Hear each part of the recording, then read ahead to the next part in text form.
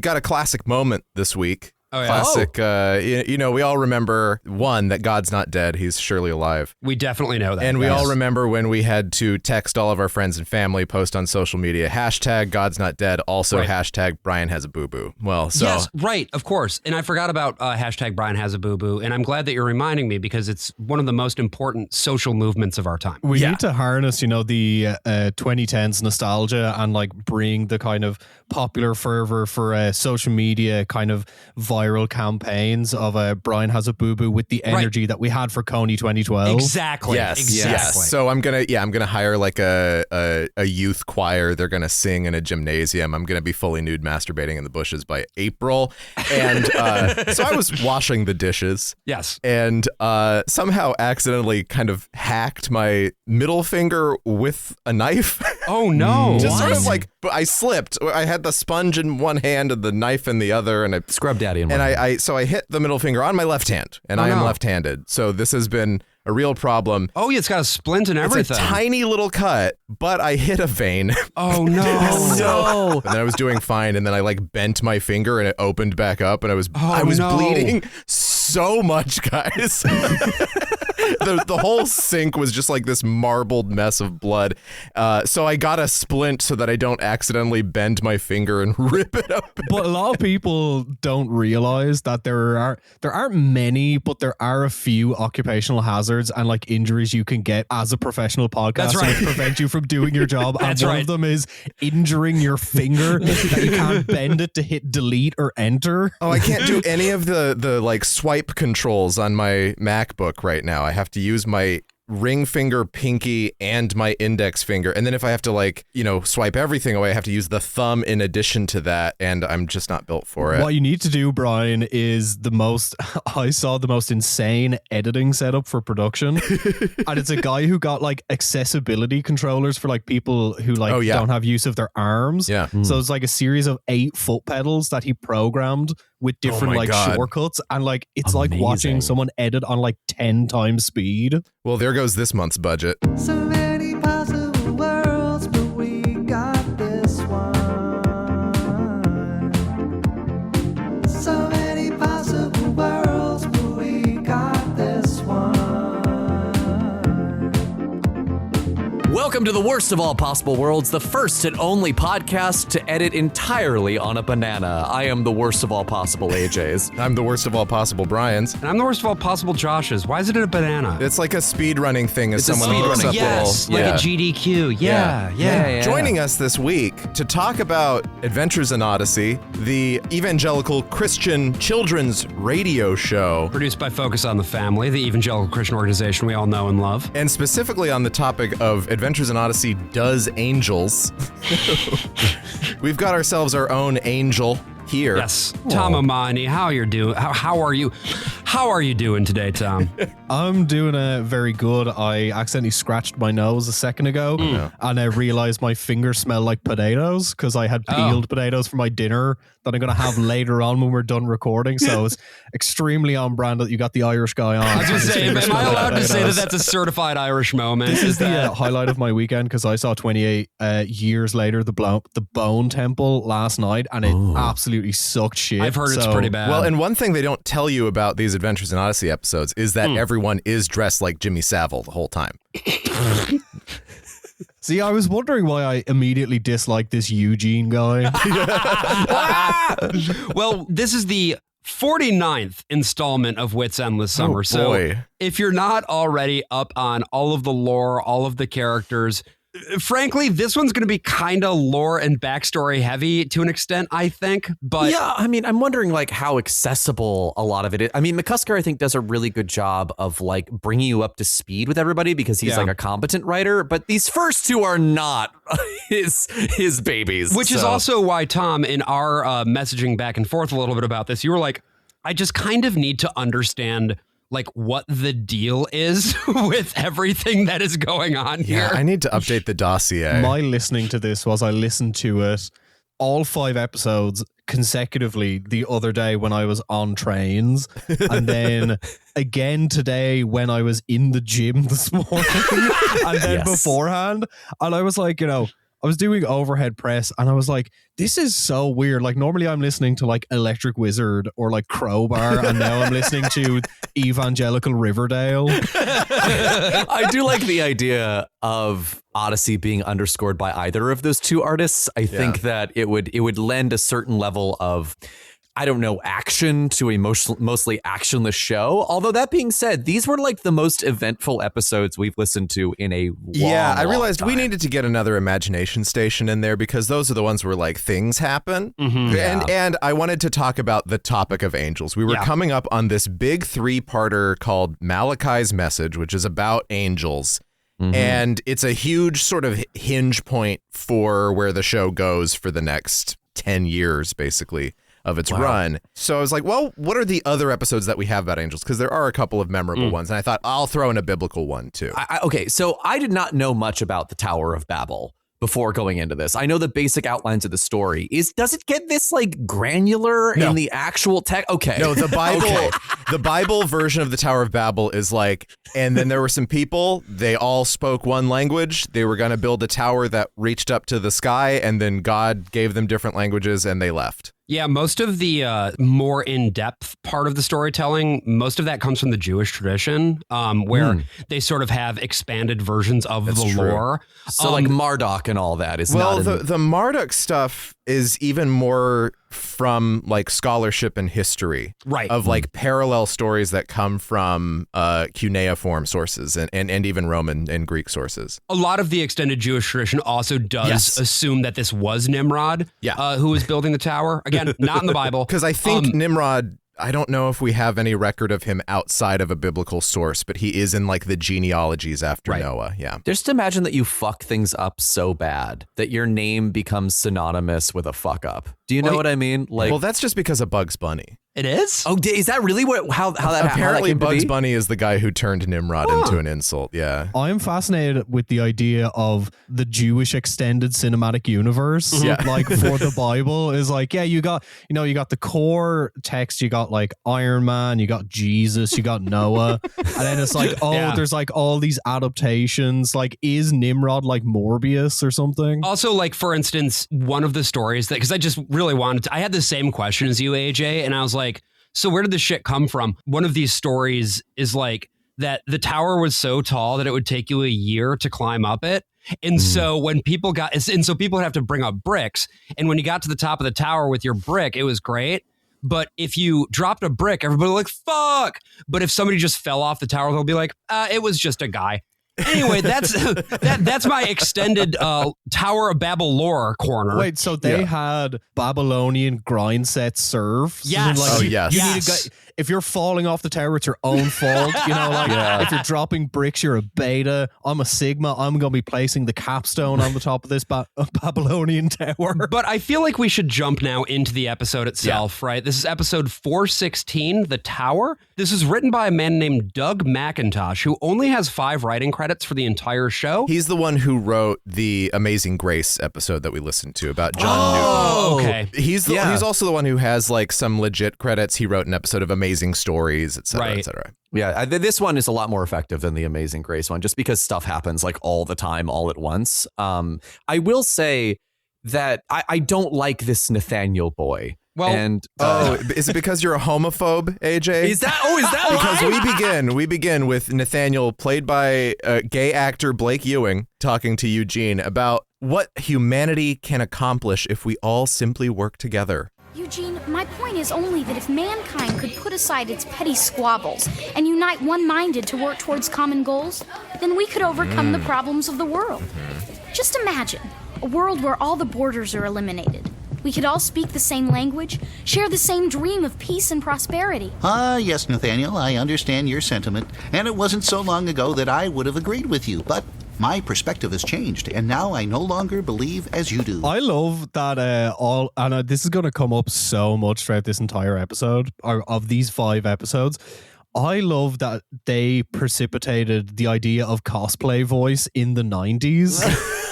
This sounds like all those like cosplay TikTok like lip sync things. And I was like, what is going on? Also, as I said to Josh before we started recording, this commits one of my biggest sins when it comes to voiceover is children talking like they're 40. Yeah. Oh, yeah. You're in for a really bad time. That's all Odyssey is forever. When Tom told me that, AJ, it was like, oh, this is Tom and AJ, you two are just on the same wavelength about most things in this show. Oh, absolutely. Absolutely. I have a question for you, because you said before that you've listened to Whit's Endless Summer. I just wonder, like, what is the experience of listening to like clips on the show? Like, is there anything about the show that you don't feel like we fully capture in our recounts of the episodes? Like, what is it like to listen to a full Adventures in Odyssey versus just the clips? Let alone 5 of them. Listening to you guys talk about it gives me a kind of grasp of the narrative. It does not or did not prepare me for how sheer fucking weird this is. Yes! Like, I have so many questions about like the universe, and this is why I compared it to Riverdale. It feels the same as like, putting on a random episode of Riverdale in like season 4, and you're like, I don't know what's going on, and there seems to be some sort of universal cohesion outside of this episode. What the fuck is going on? What is, the Imagination Station? I went on to the Adventures in Odyssey Wikipedia page and looked up... It took 9 years to load. Yes, I did not get pinged by Cloudflare. Looked up Eugene, and I was like, what the why is this so fucking long? And then I looked and was like, this show's been running since the 80s. Basically, Nathaniel here, this young boy, well, he and Eugene have been debating in the marketplace of ideas. What's humanity? Is it good? Is it bad? And Eugene's like, well, I've got some shit to show you. We are going to a place much as you described before, where mankind was singularly united. No borders, no language barriers, committed to one common goal. It sounds perfect. Well, simply push that red button, Nathaniel. This one?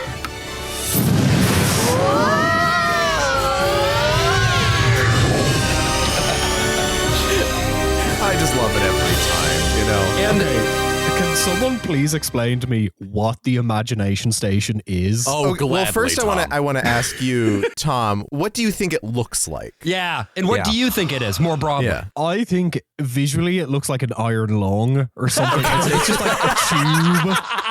Yes. Where a college student and a 10-year-old boy are sandwiched together to go on this adventure, just like bleeding out of their noses. Yeah, it's like, Nathaniel gets in and Eugene's like, scooch over, and they're just cramped together in this tube. I was racking my brain the first time I listened to it. I was like, what is this thing? Because I tried not to look up any information and go in like really pure. Yeah. And I was like, is it like essentially VR, or is it like spiritual VR? Yeah, it's like the holodeck, and it sends you to different points in history and the Bible, and it's usually like American history too. Okay. So you walk around, and Whit, the proprietor of this ice cream shop, has programmed a whole bunch of different, very reactive stories set kind of on the side of whatever the main story is. Like, if Adventures in Odyssey existed in the real world, there would be like a Pizzagate conspiracy about this ice cream shop. It's like, these kids are coming in and they're like coming out talking about like, I went to World War II, and they're like, are you okay? Also, it's been established that if you die in the Imagination Station, you die in real life. Yes. That's not a joke. They also use the Imagination Station technology in a place called the Room of Consequence, where Whit has programmed every single member of town into the AI. Town? Yeah, into townspeople into the AI that will react as that person would react to teach kids about making bad choices and what the consequences of those choices would be. So they're doing struggle sessions in The Sims, essentially. Yes. This is why the Protestant Reformation was an absolute mistake. Everyone should be Catholic still. It's like, at least when I was growing up, this is what I've been saying. You were just told like, don't masturbate, and like, I don't know, it will make you go blind, and like, don't steal, and at least be honest. Yeah. Anyway, Nathaniel is now in the Imagination Station adventure with Eugene. Immediately goes into like debate mode because he sees the Tower of Babel and is like, yeah, this is great. This is an amazing example of like what humanity can accomplish when it all works together.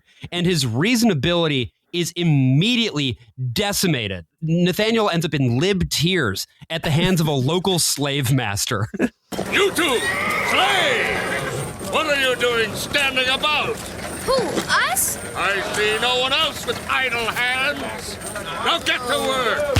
I think we would be advised to look busy, Nathaniel. I didn't come here to work, Eugene. Allow me to reason. Now look here, my good man.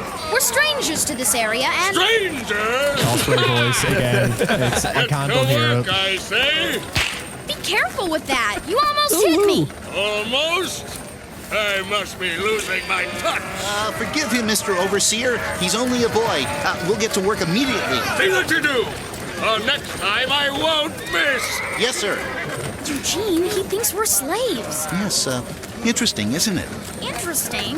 This is a period of history where mankind is of one mind and one goal. And we're slaves. Quit talking and get to work, I say! I just have a question real quick. If we could all sidebar about this just for 1 second. Yeah. Mm-hmm. Why would you make a program for children where they are slaves? Why would you do that? I mean, he had already done one where the kids were about to be made into like a human sacrifice. There's also the Christ on the cross one where the kid's just in prison for half of it. I feel like everyone involved in Whit's End should be in jail.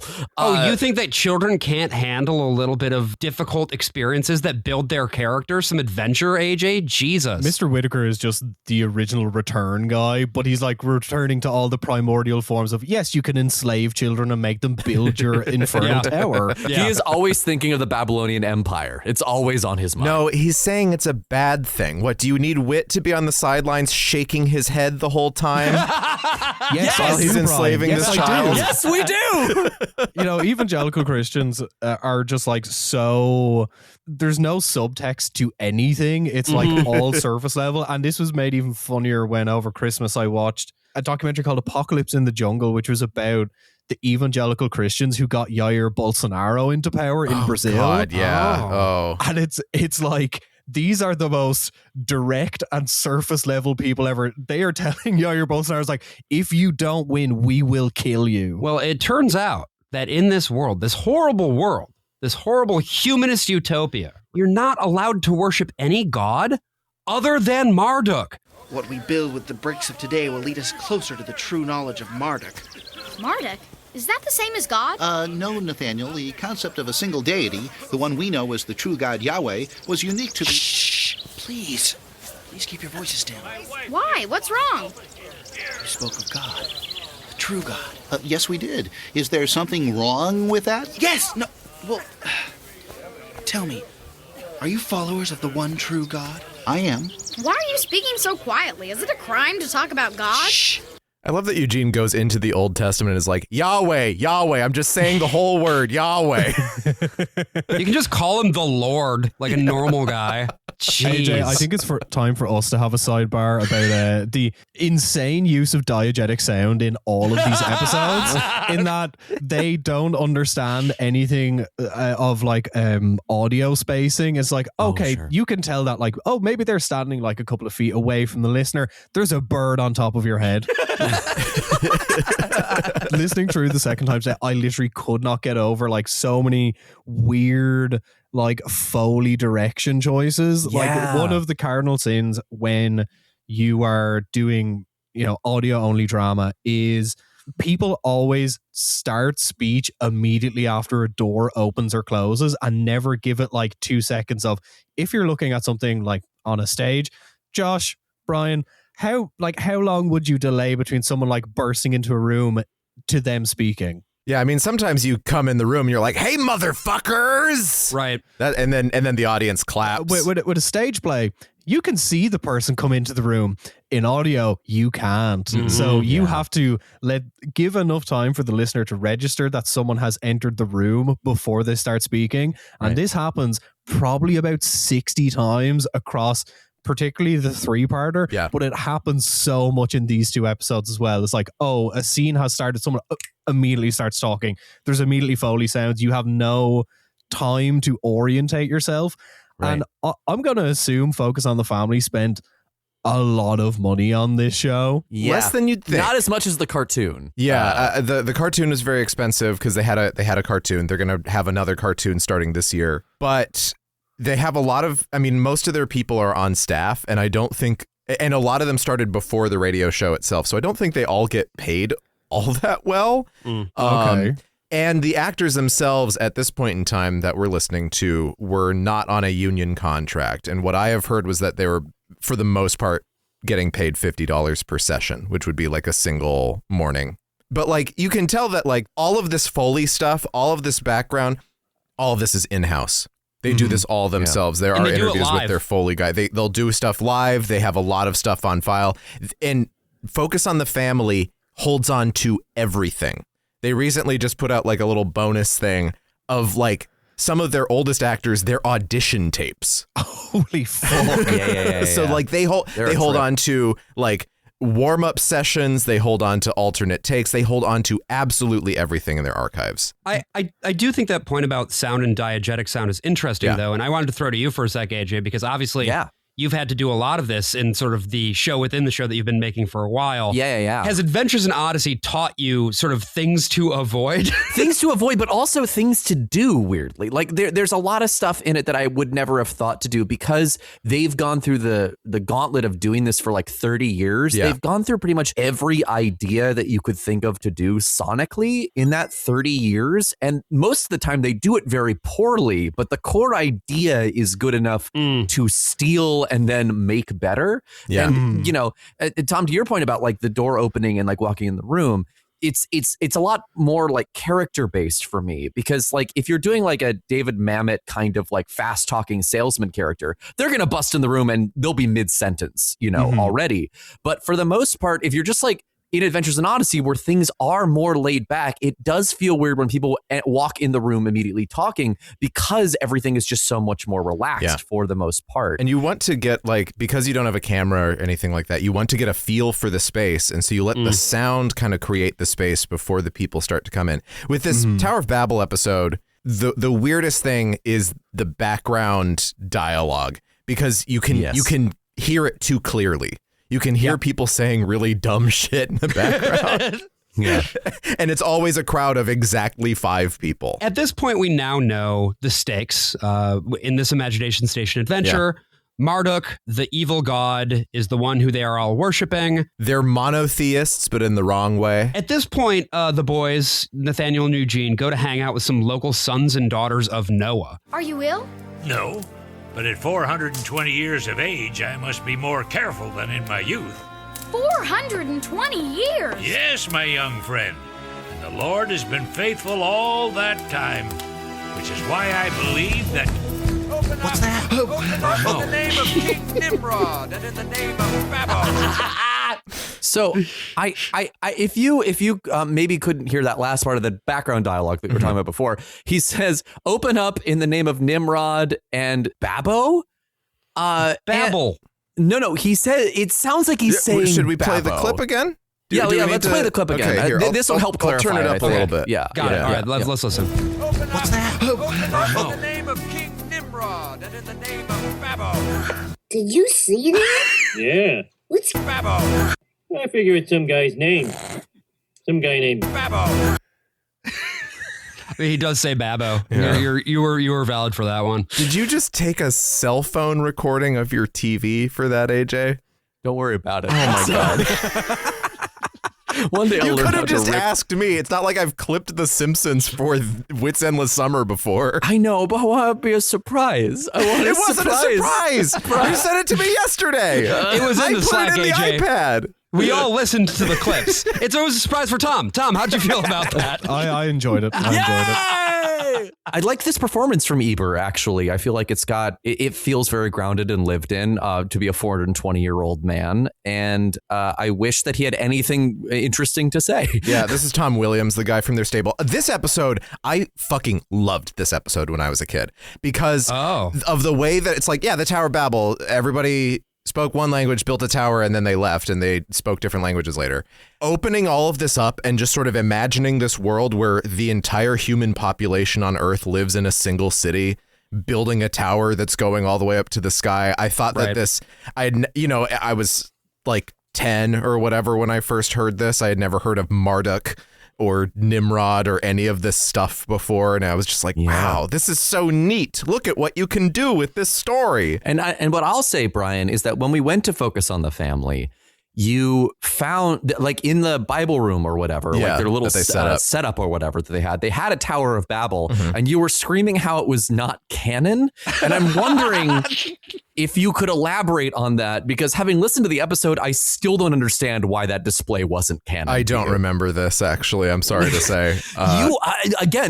Again, in this crowd of people, because we had to be very, very calm, and we were not allowed to curse, and everybody you were honest was for that. sedate. You guys were swearing so fucking much. No, I wasn't. Gesticulating at the Tower of Babel, saying, "This isn't canon. It's not canon." And I don't understand. Are you sure it was that and not the Ark of the Covenant? I think it was the Ark of the Covenant that he didn't think was canon. Oh no, but I think it was both. I think it was. I'd have both to that look. and the Ark of the Covenant. I would assume it's just because I touched the Ark of the Covenant and I didn't die. I mean, we all were going insane in there, to be fair. Yeah. Yeah, it was us and the Mennonite family that kept jumping in the imagination station. And I was like, you shouldn't have that. You're Mennonites. Tom, and to answer your question from before, in canon, the imagination station looks like a rocket ship that's painted silver. Yeah. Oh, okay. Sometimes. Yeah. And then in the cartoon, it's a phone booth. Are the Mennonites allowed to use the imagination station? I guess these Mennonites This was the question we had. It depends on the Mennonite. there's no metal latches. It's just held together with buttons. To be fair, the imagination station we saw at the grand celebration was just a really shitty, like, they had speakers in the back of it, and you would push the button and it would the make speakers noise. would go, whoo, and that was it. Yeah. So, that's a nice rocket ship you got there, English. So at this point, the messaging is clear, right? You want a pluralistic humanist society? Great. Good luck, kid. You're going to get fucking killed by the state. Yeah, this reminds me of A Distant Thunder, which we listened to, which we watched last week, which was like the first horseman of the apocalypse is actually peace. Is peace. Cooperation among the nations is bullshit. And Eugene and Nathaniel, it seems that they've gotten away once again from the state. But after the door gets fucking broken down and they get taken away on suspicion of treason, everybody is seized and taken away. Yeah. There's a lot of take them. Yeah, take them. Another thing that I just thought was so interesting, because these names actually do come from the genealogies in the Old Testament. So they establish that Eber is actually the grandson of Shem. And so he's part of kind of a higher house in the one city that everybody lives in. It's just neat. There's also the bit where Eber asks Eugene and Nathaniel, is like, oh, what family do you hail from? And they're like, I don't know. They're like, we're strangers. And they're like, what's a stranger? And that back and forth is every bit as compelling as we are making it sound right now. May I enter this house? He's alone, Eber. All right. Come in, sir. I do not know your face, but you seem familiar to me. But I know you, Eber. Who are you? I am a messenger. Oh? Do you bring a message to me, to us? I do. Though it is not a message of words, but of deeds. Now gather your cloak around you, Eber, and take me out into Babel. You have said that the city is evil. I want you to show me, that I may see with the eyes of a man. And this is what I find really fascinating, is that when you read the Old Testament, you get these accounts of angels that are like not at all what we recognize in Christendom as angels. They, you have the fucking angel of death and destruction. You have an angel that comes over and changes everyone's language. You have these like ethereal forms that sort of come in and create chaos and disunion. You get the idea of like the biblically accurate angel being like, the 1,000 eyes beast coming through the other side. And every other note I took for these episodes is that angels hate you and they mean you harm. It's kind of congruent with the representation of angels in terms of like the weird like Gnostic and like Eastern stuff that I'm into, is like, oh, angels aren't like, the 1,000 eyes wheel of fire, be not afraid. It's like, no, an angel is like almost a kind of naturalistic ethereal force given form from time to time. And I was like, and from all of these episodes I was like, oh, angels fucking suck in Odyssey. Unless you want to give up your job, Right. Then they're really helpful, actually. Super helpful. Angels love capitalism. Angels love coming by saying, quit your job, divorce your wife, lawyer up, lift weights. Yeah, let me convert my shed. I'm not listening to your woke bullshit. I think this also plays into the secular obsession that we had with angels at this time. The podcast Touch Fine Angel, most obviously. The podcast Boys Bible Study just did an episode about secular angel movies and shit that was really interesting. Like Angels in the Outfield, for example. Yeah. What if just a really handsome guy like Fabio or Christopher Lloyd shows up and does some things for you for a little while? But it is very much about angels that are just there to be nice to you and do something for you rather than working as agents of God's will, which may be in your favor or against it. No, but this is why Protestantism is the most, and specifically evangelical Protestantism is the singular most American religion. Yes. Because what is the most American thing if not wanting to speak to the manager directly? Yes. I would say on top of that too, if you're talking about American Protestantism in the 90s, you have to work the whole Clintonite thing into this as well. Sure. The idea that under this sort of I don't know what you want to call it, but sort of broad Christian neoliberalism, yes, there is still an evangelical freak out about that shit. And that is, I think, subtextual in this episode. The idea of everything is going to be humanist and whatever. Oh, no, they're going to try to kill you because of woke. In parallel, I think, with that paranoia is also the tacit understanding that thanks to the aftermath of both Reagan and Bush and going into Clintonism, individualism, rugged individualism remains the core ethic of the United States in a way that just was not the case prior to the Reagan administration. It's just being slightly redefined. And so the nation, I think at this point, is asking these questions about how do we secure nice things for ourselves within this framework without sort of giving any of that back to the government, because the paranoias, again, are if we give any liberties up to the government as they see it, then we end up with the fucking nanny state that's going to kill us because they won't let us worship God or whatever. Yeah. Right. And we get our Clinton stand-in the form of Nimrod in this episode. Earl Bowen himself. We always love an Earl Bowen appearance. God, and here he's he so is. good. He strolls in to chew on the scenery. Let the prisoners be brought before us. You two, come forward. I think that's our cue. Why do these two specimens of servitude stand before me? Sedition, Your Majesty. They have cast aspersions on the Great Tower. Really?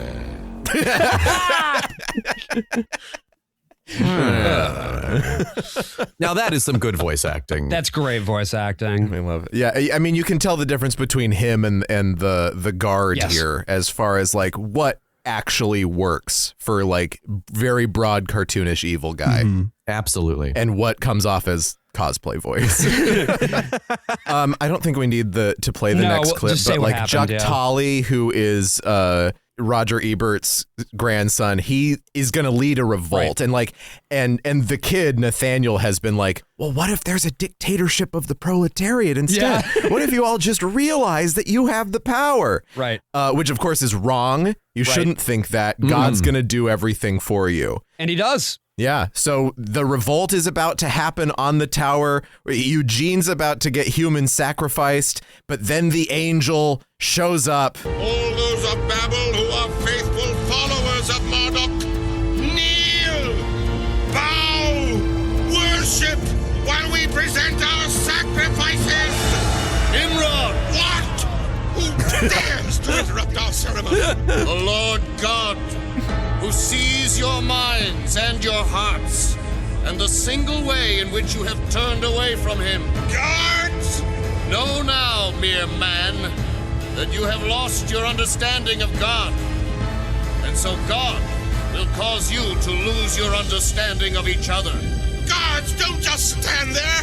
Come and pack diese Männer und fort mit ihnen! Can't you hear me? I said to combat und fast dieser Verrückten! Eugene, what is happening? I'm afraid your great civilization is about to undergo a change. I suggest we beat a hasty retreat whilst we have the chance. There's lots of things about the sound design that I actually really love, like how they use music, despite the fact a lot of them, it seems to that they're using the same 5 presets on whatever Casio pack they were using. Yes. It's like, oh, you're using a rising pad. Cool. 2 minutes there, another rising pad. Oh, another rising pad with some like fire crackling sounds.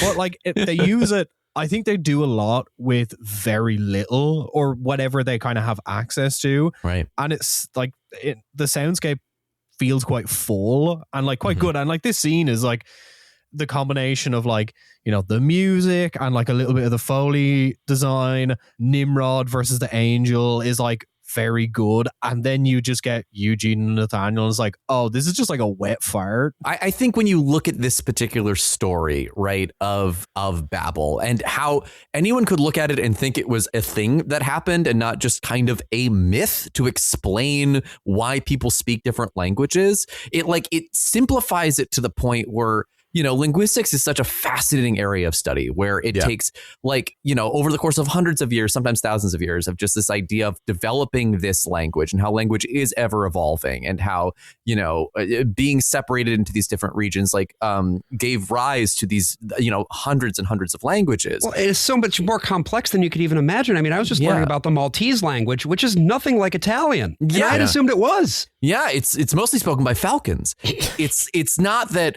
humankind used their ingenuity over, you know, hundreds of years to develop these very distinct languages. It's just like, no, one day God just got really mad and went snap, and then it's like it was all done immediately. And yeah, the Tower of Babel falls, and then, you know, a couple of thousand years later, Benidorm is beset upon by very, very rotund guys who say, "Una cerveza, por favor." Bash. Yeah, it's a kind of hilarious reverse causality for language that doesn't really jibe with how language actually moves around, which makes sense if it's 3,000 years ago. That you're trying to figure out, there was this one huge tower that was like 70 meters tall. That took a whole year to get up to the top. It's very funny. You can the foundation of the tower is still kind of like an archaeologically known site, but basically Alexander the Great, other leaders over the years were like, we're going to rebuild this tower. Take it apart first and we'll rebuild it. And every subsequent leader just takes it more and dismantles it further and further until there's no tower left. They're like, we're going to rebuild it though. I think though, talking about like the myth itself, like why does the myth of the Tower of Babel exist? And this is also partially why I ended up doing a little bit of reading into like other interpretations and like the supplemental non-canon stuff, right? Yeah, because it's not always hubris. No, it's not. But in sort of the interpretation that this takes away, yes, it is that mankind has grown too big for its britches and God sort of strikes us down. And the two things that this does is, number one, it says, don't question God. And number two, it implicitly says all of those other people out there who speak those other languages and do those other things, they not like us, such as it is. It's this idea that like the only real safety can be found within the group that you already know. And naturally, that's the spin that Focus on the Family puts on this story as well. And that the UN is evil. And you should never try to build a really tall tower because it'll take a year to climb it. And when you get up to the top, they'll have a birthday cake for you, but you have to get up to the top first. That's right. Yeah, you know, in the most Christian interpretation, they said, you know, having a, you know, deep and kind of linguistic and also empathetic understanding for another man seems pretty sus, seems a bit gay. Let's burn that tower down. Burn it to the ground. Yeah, going back to that individualism thing that you were talking about, Josh, earlier, is like, because this is so evangelical, because this is so American, it's like, if a group believes something, it's suspect. And the bigger the group is, the more wrong they're likely to be. And evangelical Christianity is about like, you must remain an individual. You must always remain an individual so that you can stay critical of these institutions as systems, not the nuclear family. Don't question that one. Right. Don't question our organization. Don't question these specific leaders either. No. Other than that. Yeah, this leader is just followed by the most individuals who are all in a group together as individuals. And who have built consensus through rational individualism. Exactly. Yeah, this show could not have been conceived by anyone other who thinks it's abhorrent to speak more than one language. Yeah. which is so ironic because, of course, Focus on the Family as an organization, they translate their shit into all kinds of languages. That's true. But it's not for the purpose of actual, I don't know, cross-cultural connection or anything like that. It's to bring people in those languages into the fold of this organization and propagandize them to that end. Yeah, I recently found out that there are Chinese dubs of Adventures in Odyssey. Oh, wow. I don't know if they're Cantonese or Mandarin. Whit dressed as a Chinese I was man. going to say, we saw Chinese Whit already. We have seen Chinese Whit, but I need to hear Chinese Whit. I need to know what Chinese Whit sounds like. I need to know what Mandarin for what is. You need to breach the Great Firewall, contact someone in Beijing, who will then gather 3 Chinese men to be Chinese AJ, Josh, and Brian to overdub this program and replace all of the clips in Whit's Endless Summer with Chinese Adventures in Odyssey. Come on. The Worst of All Possible Worlds, top show on Patreon. Absolutely. No, I was going to say, that's our stretch goal for when we hit 100,000 patrons. I mean, you could probably get the Chinese government to fund it considering how much they hate Falun Gong. Yeah, that's true. That's so funny. But what is AJ's horse corner in China? Anyway, please continue. They have horses and corners. I know. The Chinese culture loves horses. It's literally it's the year of the horse. It is the year of the horse. Oh my God. This is the year to make it happen then. That's all that means. Yeah. This is the time. I feel like we ought to move on at this point, right? We're gonna, in our next episode, we're actually jumping back a bit in terms of production chronology. Yeah. This is episode 144, Someone to Watch Over Me, written and directed by Phil Lollar, which originally aired on February 9 of 1991. So before I was born. Before I was born as well. Look at that. Not me. Look at us youngins. I'm old. I was really wondering if we would get like a really shit episode in here, and I'm so glad we got one in. Phil Lollar will always deliver, my friend. And this one starts with the rare cold open. Yeah.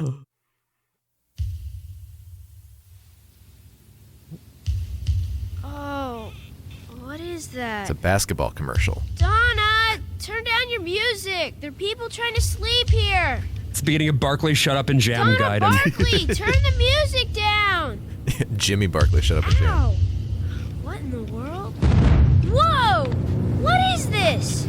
That was really close, Lieutenant. Looks like the Nazis have been doing a little target practice. Nazis? Whoa! Steady, man. Hold your course. Adjusting altitude to 30,000 feet.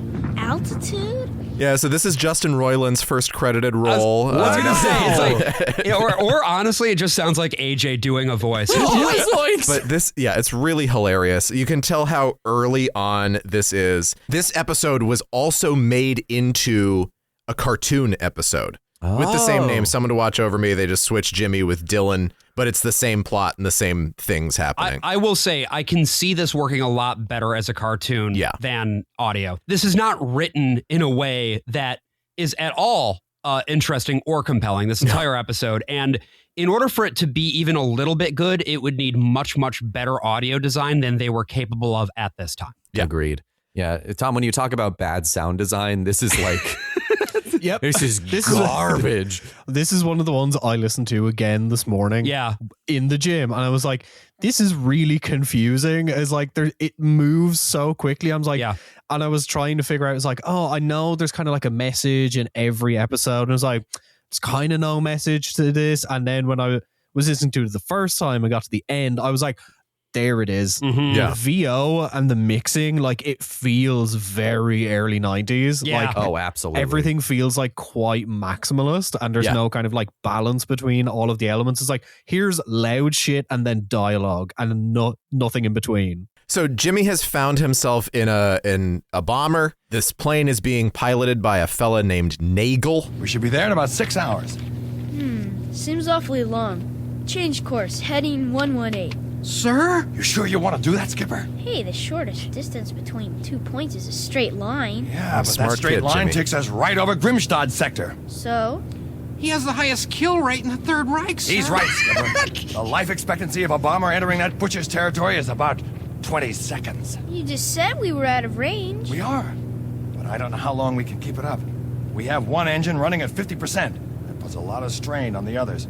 So what's going on? Grimstad, that's not a real place. That's not a real person from real World guy. War II. Doesn't sound like a real guy. What we get here is a 22-minute episode. And in a 22-minute episode, that sounds like a lot of time, but really it isn't, right? If you're working with an hour-long drama, usually you have about like 42 to 45 minutes, right? A little bit more breathing room. But even that, once you start getting all the scenes in order, you do actually end up with very limited real estate, right? You want to get to things effectively and you want to utilize that space to the best of your ability.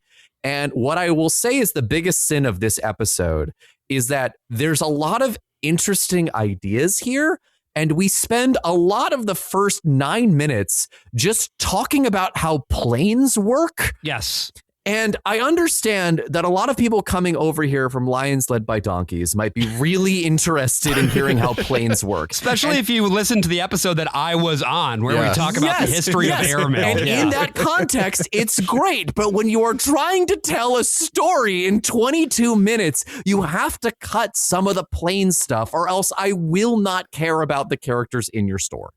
Listen, I do not care about narrative for neurotypical people. Give me the plane details. Sure. Give me 22 minutes of just the plane details. Well, and if it were happens. just that, then yes, absolutely. It would be interesting. Yeah, you could just say, like, at the end is like, oh, you didn't realize that the plane was actually an angel. And I'm like, yeah, I'd be happy. Its wing was operating at 50%. You were flying inside the belly of an angel. Didn't it feel strange? Someone will draw fan art of it. The weird thing about this episode to me is that I feel like Phil Lollar, in writing this, had a sense of what he was wanting to do, right? Yeah. Which is he wanted to make House's Mind from season 4 of House. Yeah, he's trying to do like a symbolist thing. He's doing like a Twilight Zone episode where everything represents something else, and it's all going to be a big twist right at the end. Sorry, not House's Mind, House's Head.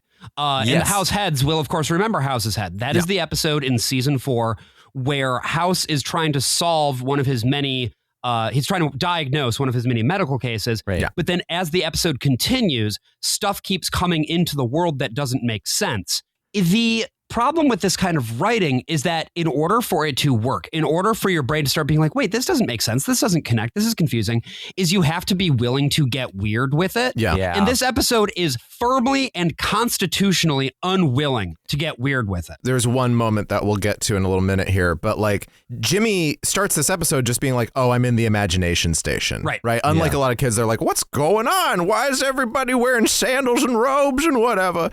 Jimmy is like, they're 90-year-old children. Yeah. Jimmy is like, I'm in Whit's machine. I'm doing a little World War II history Whit thing. has put me in the contraption. Yeah, and he just gets to have fun until the twist happens. Right. But he learns a little bit about Grimstad. I think you're taking an awful and very unnecessary risk doing this, especially considering how Grimstad feels about you. How he feels? You don't have to pretend I don't know, sir. For him, this war is personal.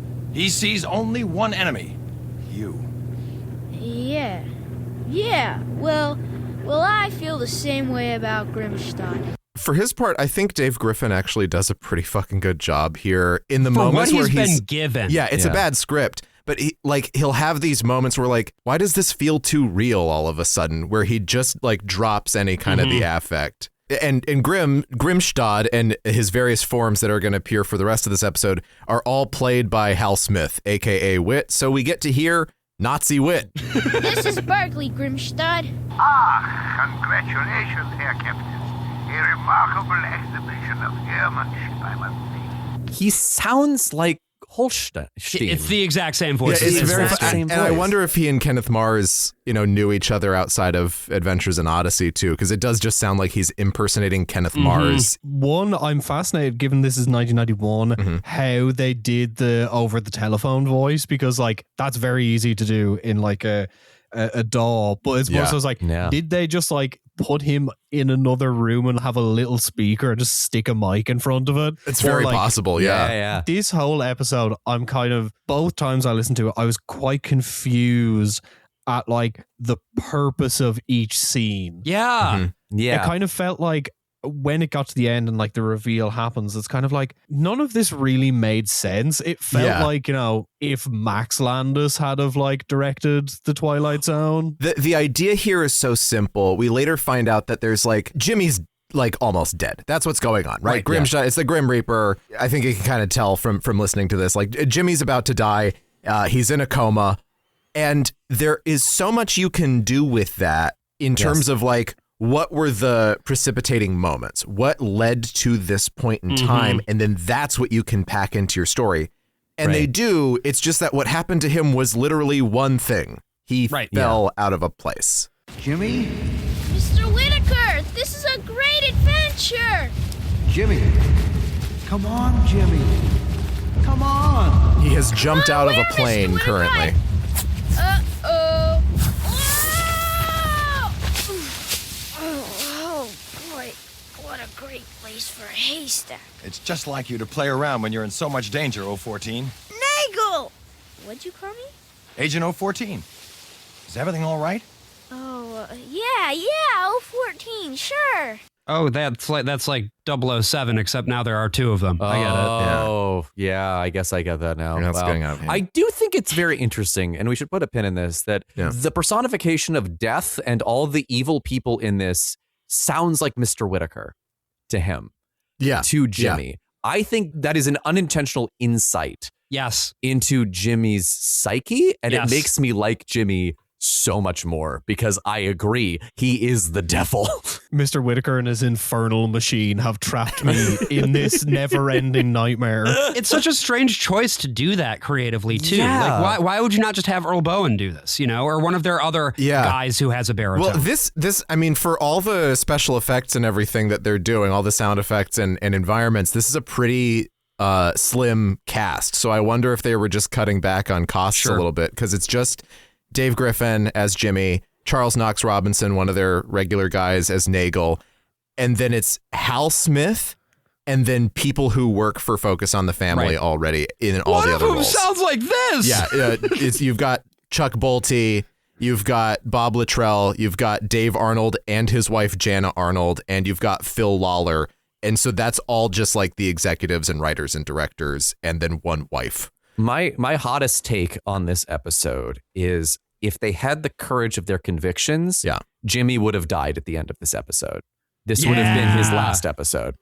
And it's like, that's the adventure in Odyssey, right? It'd be like a really humane way to portray child death, or to teach, like, I don't know, it would have been traumatizing to all the kids listening, but like, they would never do that. They would never send Eugene to hell. No. Yeah, they did do a child death episode called Karen, which is about a girl who dies of cancer. That's right. So they had already kind of touched on this theme, and Phil Lollar just wanted to write about how angels are real. You've already heard version 1 of Jimmy's crazy battle with Grimm in the bomber. You've heard version 2. Well, you haven't heard version 2, but we're not, you heard the beginning of it. It's a spy thing, and he's a Soviet named Grimkov now. Yeah, so we've got this like Cold War spy thing going on, and Nagel is telling Jimmy to get to this boat that's called the Wonder, and Jimmy's like, why is it called that? That's weird. And then we go past the 0014 narrative, and we have like a pirate story, where the Grim Reaper is now Grimbeard, right? Played by Cockney Whit now. Hasn't escaped. Just keep going down. Admiral Barclay. It's Grimbeard. Barclay, are you ready for a taste of Cloud Steel, mighty? Go, Jimmy. Terrible. This is once like this episode, like it's either like extremely sparse or massively overstuffed. Yeah. And it's terrible. Yeah. Like most of the voice acting, terrible. Story, confusing. I am too stupid to get that it was the Grim Reaper before the reveal happened. Okay. I mean, like, to be fair, I'm not very smart in general. It took until episode 5 of Heated Rivalry for me to realize why they're called Lily and Jane. But I thought you were going to say it took you till episode 5 to find out that they were gay. That is exactly what I thought also. I thought they were just friends. It was man, he got that snake bite on his crotch again. Yeah, it was like Werner Herzog after 30 years of knowing John Waters leaning over to his wife and being like, I think he's gay. I will say this too about just all of this bit on the boat. Maybe it's just that I recently got through playing Return of the Obra Dinn, which does this brilliantly and has some of the best sound design I have ever heard in a video game. Yeah, absolutely. But then it's like, and some of the best accent work too. It's all so precise. Yeah. And then you come back to this and it's like, this fucking sucks dog dick. This is unacceptable. This is so lazy. This is a very lazy episode of the show. Yes. Except for the... Even by the standards of this show. Except for the Foley department, who's probably like making all kinds of new sounds for this one episode alone. They're doing their goddamn Sometimes best. you have to save it in the edit. Yeah. That's what I'll so, say. Sometimes. Like, there's this one brief moment, again, where like Jimmy is like, I'm done. Okay, can you get me out of this, Mr. Whitaker? I'm not having fun anymore. And I wish that the episode could convey that better, right? I wish the adventures themselves were not like, yeah, it's pirates, Captain Crunch, whatever. No, you have to put this kid in fucking peril. So Jimmy has to go down again, deeper into the boat. And that's when he starts to like, remember, oh shit, Wonder World Treehouse, this one little place that Jimmy used to hang out at. He fell out of it and he's been in a coma for 3 days. And then Nagel shows up to explain everything to him. Jimmy, have you ever heard of the Grim Reaper? You ever seen a grown man naked? Yes, You mean death? that's him. But you never needed to worry. You have something greater and more powerful than he is. Faith in Jesus Christ. I love being visited by the angel of context.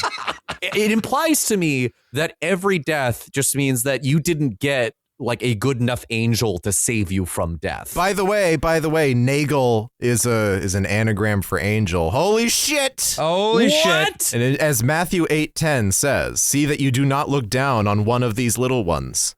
For I tell you, their angels in heaven always see the face of my Father in heaven. Which doesn't really say anything about guardian angels, but okay. You just pointed out that he has to keep going deeper and deeper. This is Jimmy's Silent Hill. He just keeps having to jump down holes. The big narrative through line that I'm getting through these episodes is Whit really said, fuck them kids. Yes. Yeah. Truly, truly. And again, it is amazing for an episode where Jimmy tried to Dear Evan Hansen himself. Well, it was an accident. He fell so, through a floorboard or whatever. I think there's so much more I want to put on this episode because I do genuinely think at the core of it, there is an interesting kernel of an idea. It's just that Phil Lollar is too much of a dullard to ever pull it off. You have to pull in things from the world outside of the world, and literally the only thing that gets pulled in is the word wonder. Yeah. That's it. And the other interesting thing is like Phil Lollar's trying to tell this story about how guardian angels are actually real. They exist. They love you. They'll keep children from dying. But it's also like, it's not the most biblical idea. There's never any point that just straight up says that in the Bible. And Chris at the end in her wrap up says, well, you know, whether everything that happened was a dream or real, we know that God cares about it. So she does like this little bit of damage control at the end because they're going to get letters from parents being like, our kid can't be believing in this Catholic nonsense. Our kid keeps jumping out of tree houses thinking he's going to be okay. You have to stop this. The decline of American literacy or general media literacy started with the Bible. In focus on the family's like, well, like, you know, is this like a metaphor for like a manifestation of God's love for you? No, angels are real, and if you fall out of a treehouse, they will save your life. That's right. The angel is just holding up the part of your cranium that's hanging out until the EMT arrives. Now we've had a chance to sort of go through a couple of examples of this concept of angels written by two dullards. And in the second half of our investigation of angels, we're going to listen to something that aims a little higher and seems to have a lot more to say about angels and the question of, like, are they real? Can you trust them? We're going to do heated rivalry with angels. I mean, listen, you know,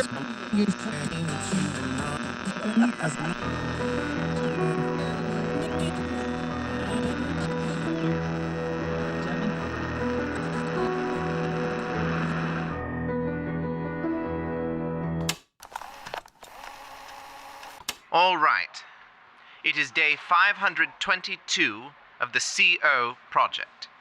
I, Alistair Adelman, have traveled to Providence, North Carolina, in search of a celestial object known as the Pocket Watch, believed to be housed in Patmos Industries HQ. I am currently at an eating establishment known as Smiley Town. I have ordered a Smiley Town Deluxe. It is dry. I am joined by Mr. Estragon Estragonov, the former owner of Estragonov Escape Rooms, and Mr. Melvin Mulligan, a composer of jingles for various corporate entities. We are also joined by what appears to be a black bear wearing a church hat and a flowery pink dress. She is known as Bear. Each of my table mates have ordered as follows.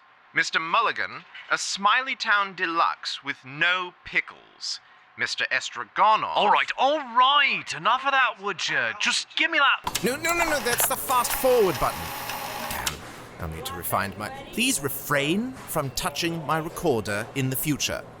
And please do not say anything of interest until I have found my place. Ina, in search of a celestial object known as the... What's it for, anyway?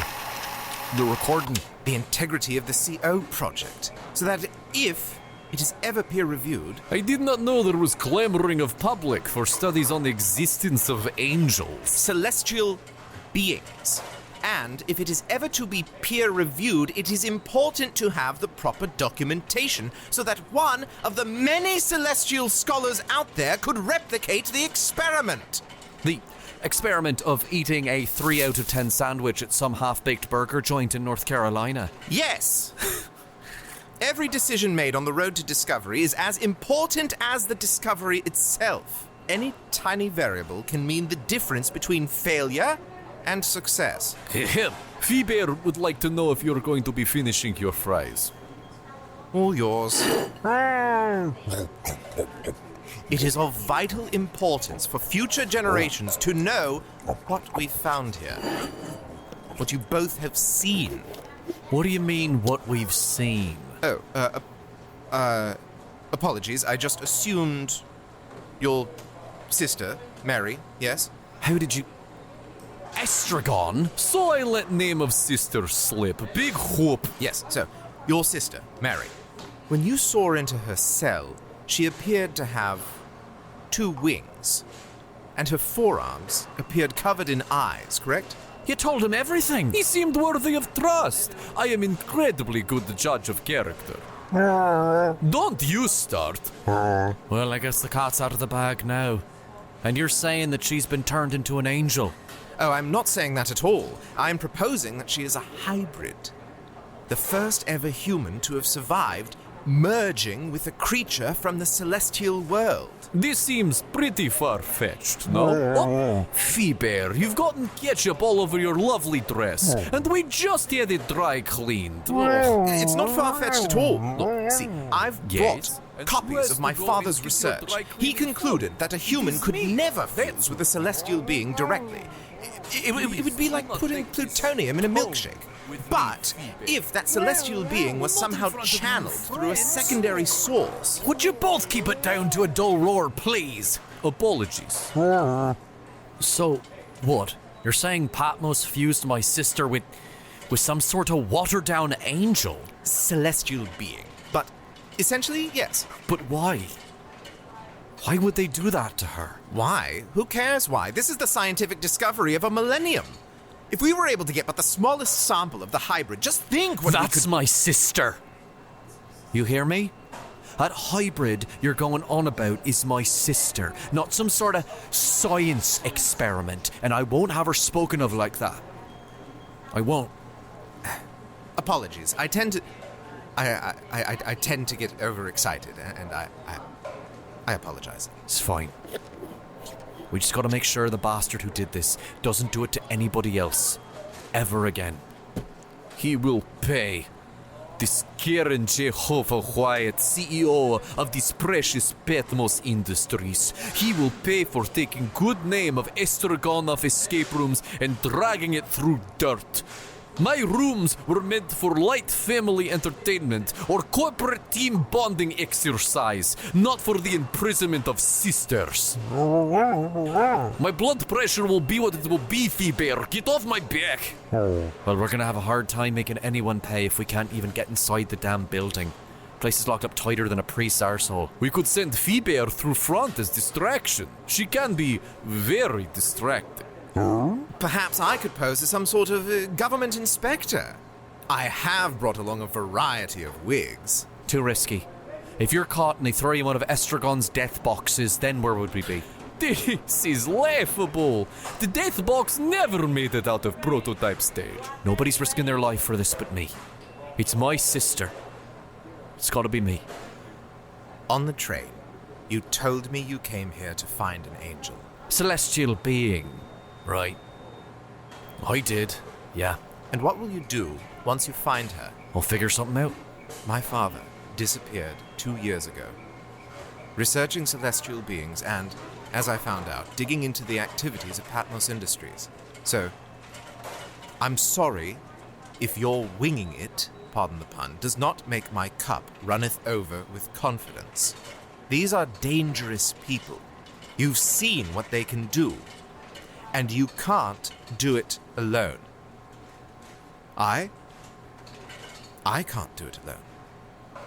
Trust me, I am every bit as committed to their destruction as you, as Mr. Estragonov here, and I assume Phoebe. Phoebe is mostly here for moral support, and also maulings. I have had a difficult road to get here, Mr. Mulligan, and judging by that black eye you've got there, you've also had quite the journey. Now, I don't know about you, but I'm tired of journeying alone. So, what do you say? Co-conspirators? All right. But only because I might need those wigs. You just gotta know I can trust you. Absolutely. Has the tape recorder been running this whole time? It's for the integrity of the project. And sometimes I like to re-listen to conversations to learn what I could do better next time. Well, my first thought would be to stop recording people. Noted. All right. So, how the fuck are we gonna break into this place? It's gonna take a fucking miracle. Hello there, friends. Yeah. Welcome to Providence. I heard you were interested in Patmos Industries. No, that's all right. We're just enjoying our food, so you can go. Why is he not blinking? Patmos is a wonderful company. Everyone should work for it.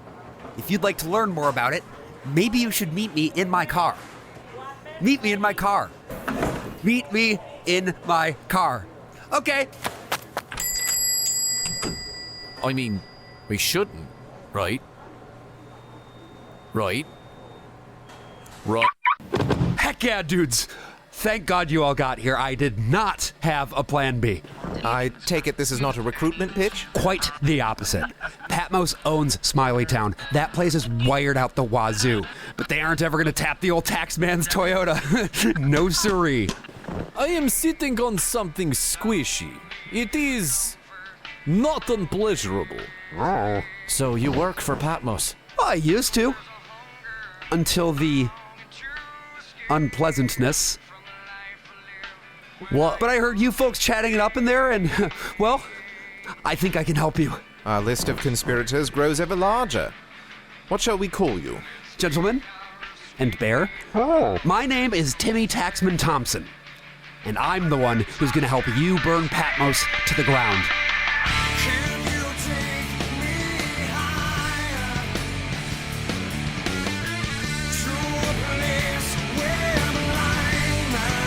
Lucifer and Gabriel really were just like Ilya Rozanov and Shane Hollander of the Bible. And like Okay, anyone who wants to disagree with me ain't about this life. They're not in the angel game like the way I am. Like I have a tattoo on my arm of Saint Michael, done by the Razooks from Jerusalem. So I didn't get it in Jerusalem. Let's fucking I got it in Essex. Do you have another, do you have Lucifer on your other arm and you can make him kiss? Make him smooch? No, but I do have a fun Mr. Peanut on the side of my knee that I can make dance. Wait, okay.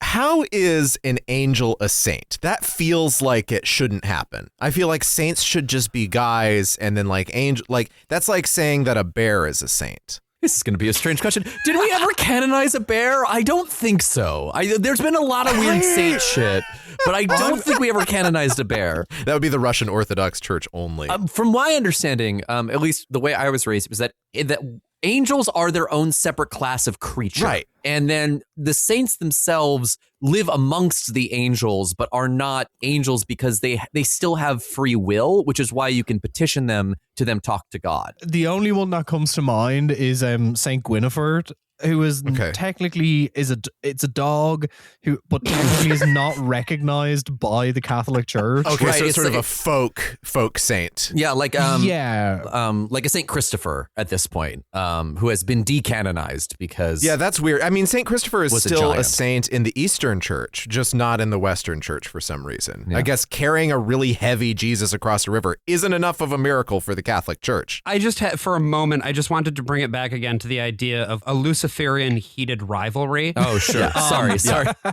Josh has gotten into the bushes. And He's for ready. our listeners, I don't want you to say good omens. We know about good omens. What biblically accurate sport would they be playing? Because sure. The Bible knowers, is there sport in the Bible? I assume they did like horse stuff or like competitive tent building.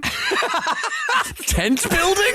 You know, like making a tent real fast. Sure. They got Lucifer out in the corner with a stopwatch going, go. Lucifer being like, hey, I saw the way you pitched that tent. I got something else I could pitch on you. Imagine it'd be like chariot racing. That seems most like, so obviously like the fall of Lucifer is because not because of his betrayal of God, but it's more so he's a bad loser when he loses a chariot race. He's using like unsanctioned spokes on the wheels in order to like attack his enemies. I just realized in the process of doing angel heated rivalry and doing ancient sports as our connective tissue, we've just accidentally invented Ben-Hur. Yes. Yeah, and then Lucifer's tail comes into play a little bit, a fish in its way into the butt lagoon. Okay. You know? Lagoon? Lagoon. Oh, it's very damp. How big is your gooch? It's huge. Don't ask AJ about the gooch. He's got a whole thing about it. The taint is wrapped a very around. Old bit. And so as they're going down on each other, the camera just pans up to a horse that looks in the camera and goes, "Boo!" And then we cut away. That doesn't happen in heated rivalry. They don't. No, I know. This is me. This is the AJ rewrite. Why you're skittish around all this? I still don't know how angels are saints. That's what I'm still confused by, because like they're different guys. Yeah, I didn't learn them as saints, really. Gabriel's not a saint. They refer to Gabriel and Michael as saints. They do? Yes. Yeah. Well, that's Isn't George fucked. an angel? Am I wrong about George? Maybe I'm wrong about George. Because Saint George. the way I hear it is always saints and all the angels, which I always took to be two separate groups, but I guess it could be read as saints are a part or like a special classification of angels. So this is the last time we're inviting a Catholic on this podcast. Yeah, I'm seeing from simplycatholic.com. He's not even doing anything. It says that the church applies the term saint to these particular angels because of their great significance. And I'm like, that seems weird. That doesn't sound. I want to be very clear, AJ. board. This is not about our esteemed guest. This is about you. Oh, I'm leaving the podcast. Tom, congratulations. No. You're not leaving the podcast. I'm just saying I can't stand the way that having other Catholics on encourages. That's fair. That's true. That's my issue. That is true. This is the papist control that Reagan was afraid of. Exactly. The 1,000 years of darkness. Like one of the really funny things in researching something that I'm working on about the arms trade from America to Northern Ireland during the Troubles is that it was done mostly by one guy called George Harrison, who was being sold weapons by an Italian member of the DeMeo family who was working for the CIA supplying weapons for like the invasions in like Latin America, and then they all got caught by the FBI and got away with it because they claimed that like, oh, we thought he was working for the CIA, so it was sanctioned. How does work with the Beatles factor into this? I'm a big supporter of the IRA. I believe in the people's liberation struggle. A United 32. Yeah, so back on the topic of angels and how they relate to this show. Yes. There was a poll that's kind of rattled in my head for a couple years now that was done by the Associated Press that found like roughly 70% of Americans believe in angels. What was weirder was the breakdown of this. Sure. Because among Christians in America, 94% of evangelical Protestants say that they believe in angels. Sure. 81% of mainline Protestant and 82% of Catholics. Right.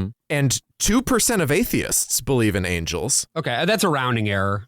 True. But what isn't a rounding error is how are there Christians that don't believe in angels? I feel like that's just kind of like, is this like where if you ask them if they believe in God, will you not get 100% there Probably either? not, You know? honestly. Probably not. I would imagine that you have some people who consider themselves Christian in like the cultural and ethical sense who would not actually say that like Jesus Christ was a real guy or God is a real thing. Sure. It's an ecumenical rounding error in the same way of the people who believe a hot dog is a sandwich. Right. Yeah. Well, I think sort of in the way that this trilogy of episodes, this 3-parter Malachi's message, I think a lot of Christians believe angels to be more metaphorical, to be more symbolic of, oh, this is just like the coincidences in our lives. So you think that someone could believe in angels in a more abstract sense? Oh, they're the things that are happening that are good that God sends down. Yes. But they don't.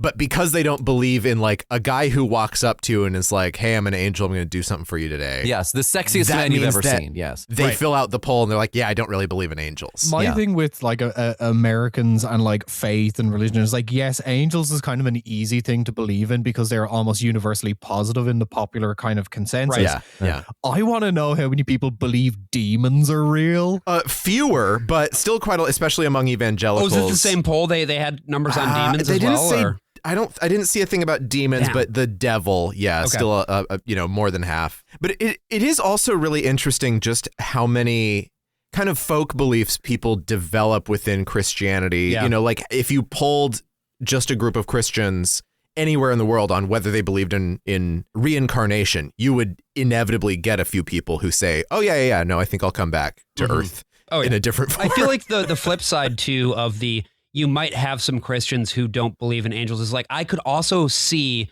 sort of some secular atheists being like, well, I believe in angels in the sense that you do have those happy coincidences, or you do have somebody who does something for you just purely out of a place of altruism that feels almost supernatural. I wonder if there are angels who don't believe in Christians. Yeah, it's called Salafism. Alhamdulillah, Brother Brian. Absolutely. You will soon find out when you are visited by the sword of Ezekiel.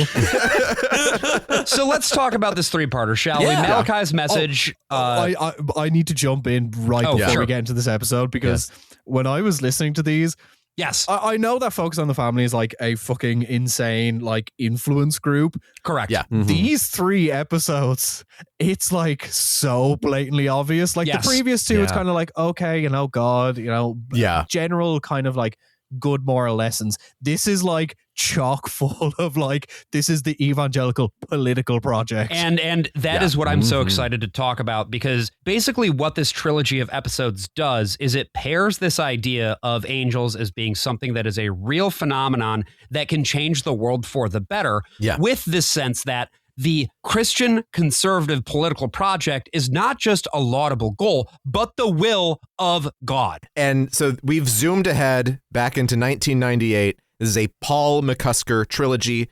Paul, of course, would eventually convert to Catholicism in the 2000s. He is still, I guess, Episcopalian. He's back in the U.S., so he's Episcopalian, not Anglican at this point in time. These 3 episodes seem to me to be McCusker wrestling with whether he wants to stay and keep doing Odyssey. It may well have been, you know? I think that's the kind of person that he is. I think he's the kind of person who's always like, is this what I should be doing? Is this what I should be believing? So this episode, as so many episodes of Adventures in Odyssey do, starts out with Eugene and Connie, our 2 teenage co-workers at Whit's End, having a conversation. I've powered up the console in the computer room. If you'll turn on the displays on that side of the room, I'll do likewise with these. Okay. Tired, are we? Well, yeah, and I still have that cold. I was up late filling out application forms for college. What? Applying for colleges now? Shouldn't you have done that months ago? Yes, I should have, but, well, look, I haven't really told anyone. What I mean is, A complete sentence would help. I'm not sure I want to go to college right now, that's all. Oh? Well, I was thinking of working for a while before I jump into 4 more years of studying. Well, what about the college fund Mr. Whitaker set up for you to use? Well, he didn't say I had to use it right away. If I work for, say, a year and A year? Now, Connie, far be it from me to give you advice. But you're going to anyway. Well, of course. A college education is necessary. Nay, it's vital to your future. Josh, you said that Eugene is a teenager, but later on they say that he's been in college for years. Yeah. Correct. What? Since he was 14. 12, actually. He's a teenage genius. Oh. He was admitted to college at a very early age. These, but like all 3 of these, I found great. Like they were so entertaining because it's slop, it's crap. Like it is, aside from the political messaging and like the moral messaging, it's like this is like Coronation Street. It's great. Yes. Yep. It's soap opera, like just slop. But Yeah.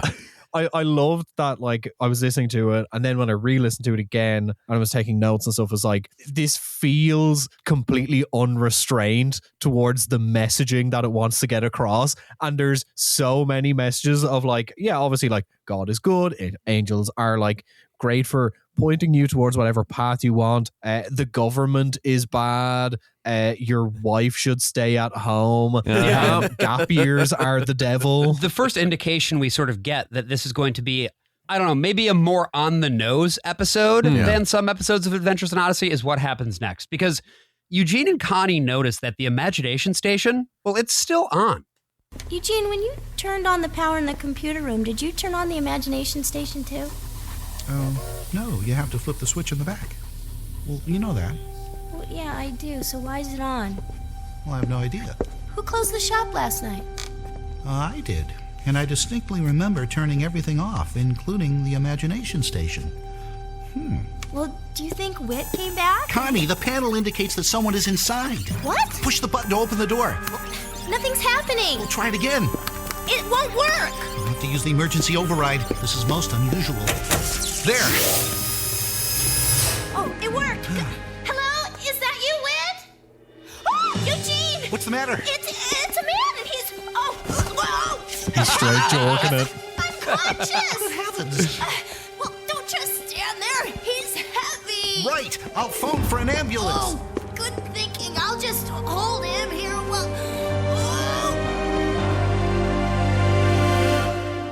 Such incredible 90s like technology sounds. Yes. So good. I also just wanted to say, like, really goated work from Katie Lee here. Oh, she's doing the whole, it like, all. a guy's just flopped out. I'm having to hold him and drag him, While and he's holding you get himself. the full image of it just from her performance here. Yeah, it's really great, and it's exciting, right? Yeah. Tom, I can't tell you how many of these episodes we listen to where it's just like nothing happens. It's boring, and it's just from the word. Well, that's go. most of this trilogy after this scene. That's true, but the main central mystery of who is this guy, and I will be honest, this topped apparently on the AO Wiki. It says like this topped like some bloggers like #1 Adventures in Odyssey episode, and I understand why, because it finally gets a little weird with it, because it acknowledges a supernatural force in a way that no other episode ever will. Yeah, I have a question about the interior design of Whit's End. It is an ice cream shop, correct? Yeah, correct. Yes, there's a maze underneath.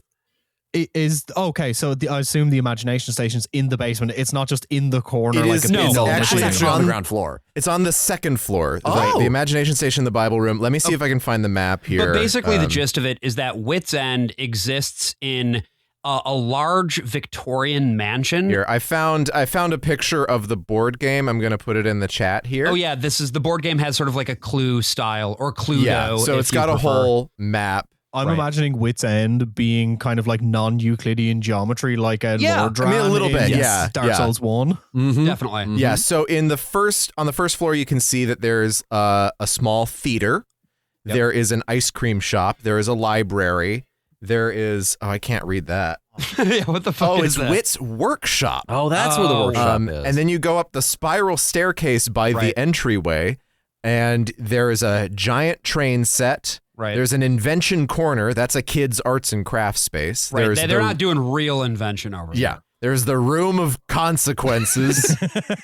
Yep.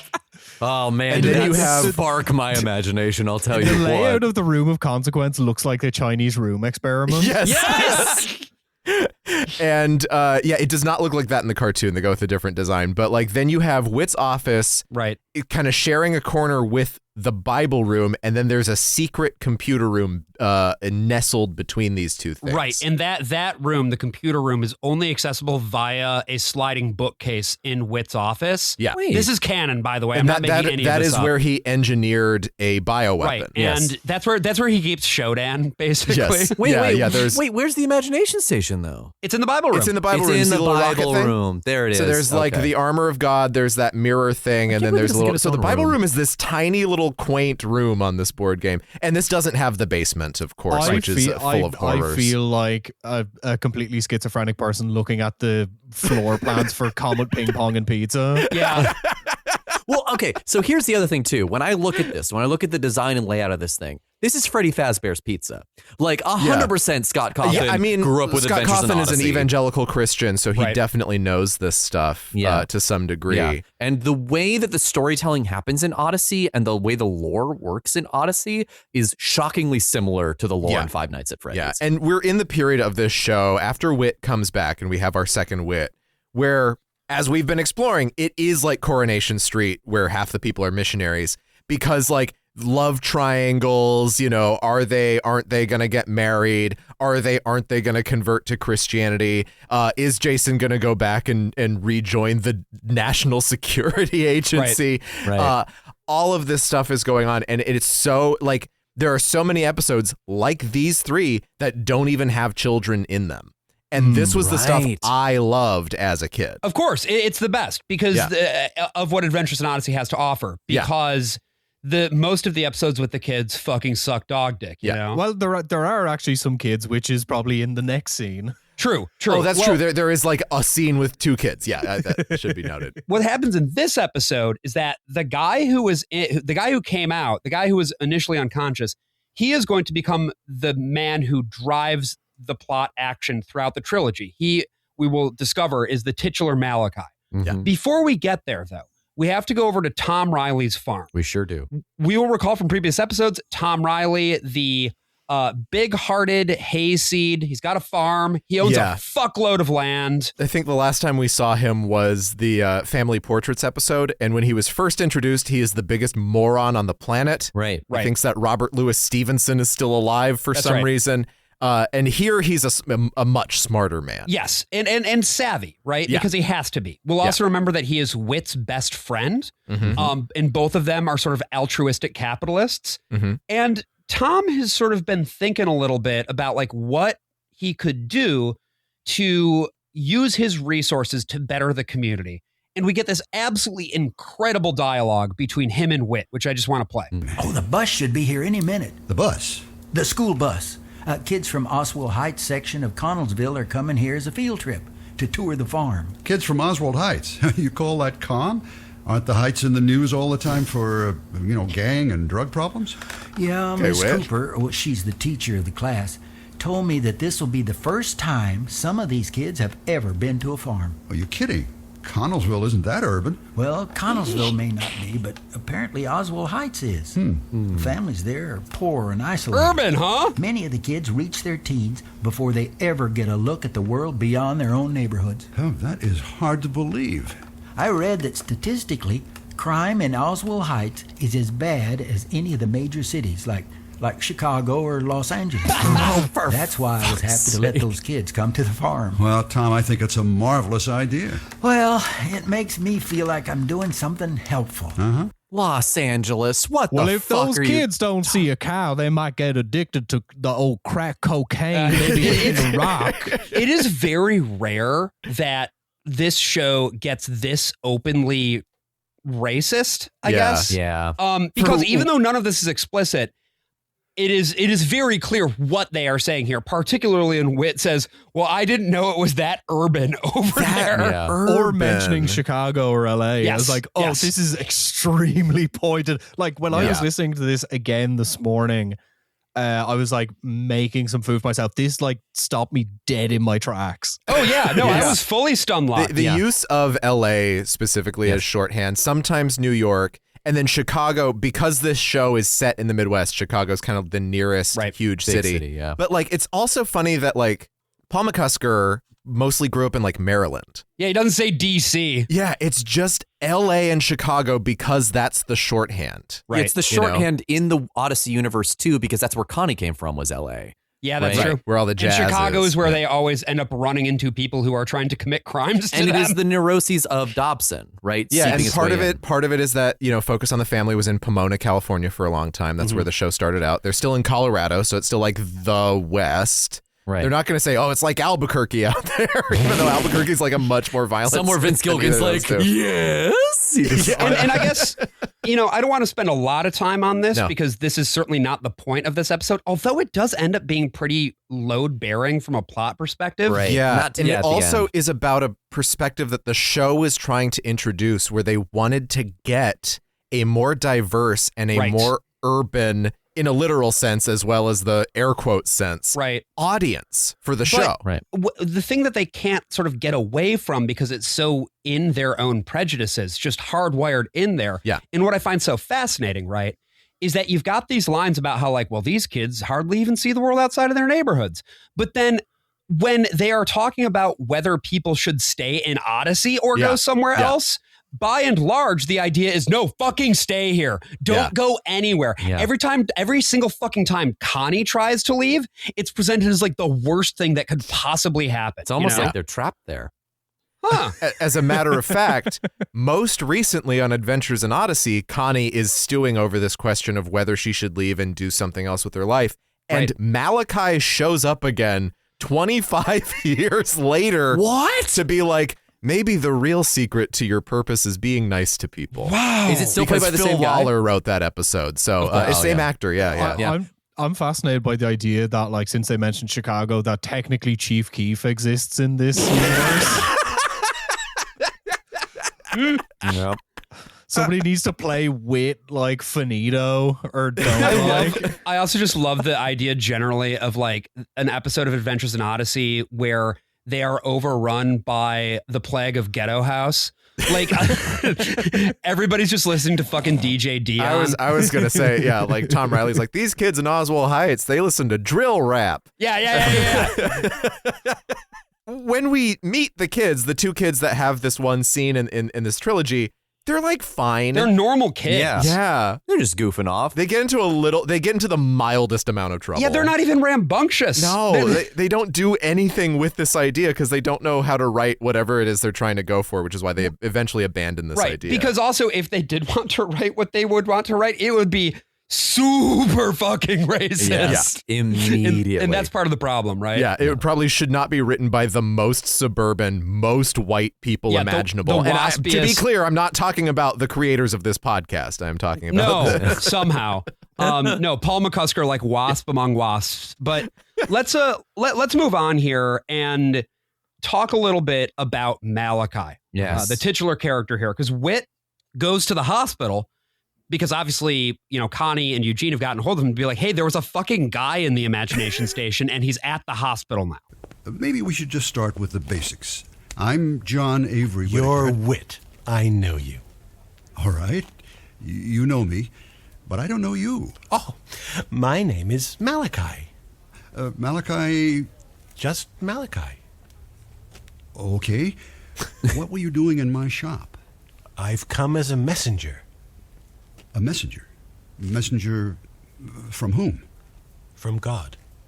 From God? Oh, yes, it's what I do. You deliver messages from God? That's right. I'm an angel. You're a what? An angel? Malachi, will you excuse me for just a minute? So Whit's not a credulous idiot here. He's like, okay, well, this man is not well. He was unconscious in my business, and now he's saying weird shit. Now, Whit, you have to understand, I'm on a mission from God. It is noted that Malachi is hot and that he wears a very, very nice suit. Yeah. First impressions on Malachi, Tom? As someone who has an affinity for suits, I just got a Armani Collezione suit that is the perfect fit for £40. Whoa! Hell yeah. Because it used to be that all the guys who were my size got too fat and then sold their clothes, and now Ozempic is making them skinny. Right. And they're selling it, so there's even more. So the market is just flooded with like large men's suits right now? Yeah, pretty much. So if you are a 46-inch chest, get on it. Your time is now. Unfortunately, that doesn't help me at all, but I appreciate the information. Josh, not yet. Not yet. Yeah. Not yet. I'm just like, it's 1998, and I'm in my mind picturing what type of suit he's wearing, and it's like, okay, this guy is hot. I feel like he's either wearing like the big WWE like shiny suits. Yeah. Or he's like super skinny and he's wearing like Tom Ford era Gucci. Yeah, see, I think that's Ford, more what it is. Yeah. Imagine he's wearing Rick Owens. An angel in Rick is just an incredible line in a song somewhere. John Prine could not have written that. So, the actor playing Malachi here is Philip Glassborough. He's a British playwright, composer, lyricist. We have covered Focus on the Family's Radio Theater, which was their more like grown-up oriented imprint for a while. Yeah. So he wrote like they did this Les Miserables that I really like. I think his best piece is actually an adaptation of Silas Marner. That's quite touching.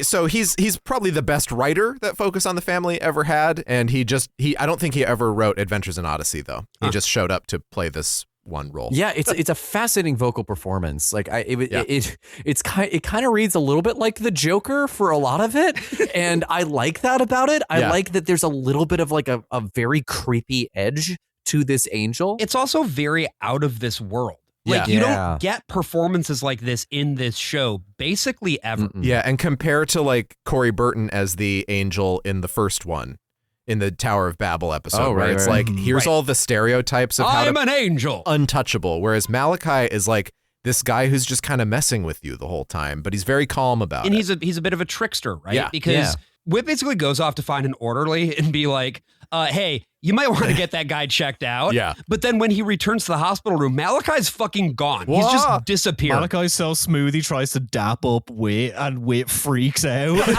so much of this episode, I think, revolves around hiring the guy from The Sound of Music to enter into the room and go, he's gone. That's right, Mayor. By the way, the whole bit with Tom and the urban youths, they go to his farm and I think they like knock something over. Yeah, the kids, they see someone standing on the deck of Timmy's old cabin. They go in and they read the plaque that's like, by the way, Johnny Appleseed lived here, which is the last time an angel was on the show, was in the form of Johnny Appleseed. Right. And then the kid like jumps up and down on the floorboards because he likes, I guess, the creaky sound of it. Oh, and one of them breaks. And then That's one what of the floorboards breaks and there's something in the hole there. And Tom is like, oh shit, what's that? And he digs up that which has been buried under the floorboard, and it turns out that it's his former son, his dead son. I guess that's true. I guess that is, his dead son Timmy's necklace. Yeah. And Tom gets all up in his feels about it. Yeah, and we did not cover Timmy Riley's death on the show. I went on Two Wits One Cup to talk about this episode, which is he drowns. wild. Yeah, he drowns at Trickle Lake, and I want to put a pin in that for later in this episode, because I don't understand. I don't know why he tries Some to like people thematically can swim, AJ. Yeah, that's true. But he tries to thematically tie it back. Like McCusker tries to thematically tie it back into Jason's journey in a way that I do not think pays off. In another thing that doesn't work is that when Whit is driving Connie back from the hospital, they go to the hospital together, I think. I don't know. He met them at the hospital, and That's so what he's it was. driving her back over to Whit's End. Yeah. And Whit actually thinks that he sees Malachi on the side of the road once more, and he like pulls over, and there's a very confusing series of sound effects. And at that point, Malachi appears once more, this time in the back seat of Whit's car. What are you doing?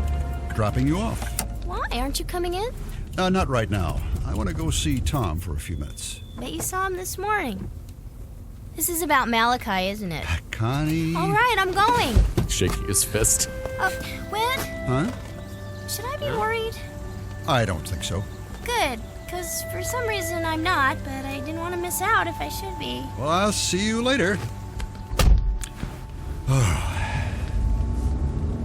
She's a nice girl. Oh, be careful. Malachi, are you trying to make me wreck? Not intentionally. How did you get back there? The same way I get anywhere. Me, when I'm watching Heated Rivalry and it gets to a particularly intense section. Brian in the bushes. I just watch from my couch. It's more fun to watch it from the bushes through someone else's window. You bring your own Chromecast remote, rewinding through the window. Yeah, no. Well, he reappears to Whit right in this moment because he was so impressed by Whit's writing on the subject of angels. To me, this also feels like for McCusker specifically, a bit of self-insert. Everybody is going to be so impressed with my writing that like a literal angel is going to show up to tell me how good my writing is, you know? Yeah. Whit and Malachi kind of weigh over the options of like, how do we kind of determine that this guy is an angel? Right. And it might sound a little familiar to you. But rational explanations won't help you with what you're really thinking, what you're trying to decide. Well, what am I trying to decide? You're now trying to decide if I'm a liar. Yes. In which case you hope I'm non-violent and can be persuaded to return to the hospital. Or if I'm a lunatic. Mm-hmm. In which case you wonder if you should quickly pull the car over and call the nearest policeman. Or there's only the one thing left. What? You're considering the possibility that I am what I say I am. A messenger from God. An angel. In which case you don't know what to do or how to respond. That's an understatement. You'd like some sort of sign. I'm sorry, I don't do magic tricks. So this is something called the trilemma, or sometimes referred to as C.S. Lewis's trilemma, although Lewis didn't invent this. Tom, what is your experience with a man known as Clive Staples Lewis? I remember reading the books as a kid. Then the movies came out and I saw the first one, and that was kind of it. It was like very much a brief period in my life where I was interested in fantasy novels, and then I discovered that science fiction existed, and I was like, do you know what? Robots are cool. Then I discovered Philip K. Dick, and I was like, do you know what's cool? Having schizophrenia. Yeah. So C.S. Lewis's trilemma, which again isn't something that he invented, but it is something that he adopted and reworded, shows up in The Lion, the Witch, and the Wardrobe, right? Where they're trying to explain how Lucy has experienced Narnia, because none of the other kids have experienced it yet, right? And the professor is like, well, either she's lying to you, she's crazy, or she's right. And you know she's not crazy, and you know she's not lying. Great, cool, we solved that. So for C.S. Lewis, this is an explanation of the divinity of Christ. Christ claims to be God. Either he is a liar, or he's crazy, or he's right. And somehow from this, you're supposed to determine, well, he's obviously not a liar or crazy. Because a crazy person couldn't say other things. There's only one form of mental illness, and it's either you're totally lucid as a well person, or you're just babbling the whole time and you think your head is made out of clay. Yeah, could a crazy person do this? Jesus does a kickflip, and it's like, It is unclear what kind of move I was trying to do. Yeah. It also doesn't account for the other possibilities, which is to say that like the text that we now know as the Gospels, that the different people who wrote it maybe had a different agenda. And so their interpretation and recollection and accounting of what happened might not be fully accurate for one reason or another, right? Hence my, adaptation of the biblical canon in the style of Heated Rivalry has gotten me excommunicated from the Catholic Church. I'm reading your Luciferian slashfic and being like, the guy who wrote this is either evil, a liar, or all of this is true. Yeah. And I know you're not the first two things. And that's the problem is it's like, yeah, well, maybe someone could be telling the truth about a lot of things. It's mainly a rhetorical response to someone saying, I don't believe Jesus is God, but I do believe that he taught things that are worth learning. And it's like, well, if he lied about being God, that's either the most evil thing ever, or he's insane, which means you have to discount the other things that he's said, which is pretty fucking surface level. Also, if you read the Gospels, at which point does Jesus say he is God? Which verse? I mean, the thing that's closest to it is, I am the way, the truth, and the life. No one comes to the Father but through me. Yeah, which doesn't say, I am God, does it? Mm-mm. Interesting. So wait, are you saying C.S. Lewis only operates on the surface level? This is the first time he hearing wasn't about exactly a biblical scholar. So what's interesting about this is how it relates back to both Paul McCusker and Josh and I. Because in the 2000s, in 2007, he finally converts to Catholicism. McCusker, I mean, starting a process from like 2002. And the reason that this happens is because he goes to a C.S. Lewis conference and he meets Peter Kreeft. Do you know who Peter Kreeft is, Josh? Nah. Peter Kreeft, he's still alive, he's very old, is a Catholic apologist who converted to Catholicism while going to Calvin College. Oh, okay. Yours and my alma mater in 1959. And he came to the same reasoning to become a Catholic using the trilemma. So he said either the Catholic Church is the most evil organization on earth, or it's an insane organization, or the whole thing must be true. Wait, hold on. Okay, I've got a lot of questions. Yeah. First and foremost being, why can't the first two be true at the same time? Both of those things are true. Yeah, I think it's like this argument against a sort of feeling that like, well, then I must either become a vehement fundamentalist anti-Catholic, or I just have to become Catholic. Not accepting that like life is complicated and there are a lot of aspects at play here. But these are people who think in binaries for the most part, right? Well, and they don't think outside of their little room because like, okay, start applying that to Islam, to Shinto, apply that to Zoroastrianism. I'm applying it to Wahhabism right now. Like, rotating it in my brain. I am becoming an acolyte of Osama bin Laden from First Principles. So now again, you have to be either a fundamentalist who has closed off from everything else and denounces every other belief structure as fully evil, or you just have to become a pantheist. I guess these are the choices, Brian.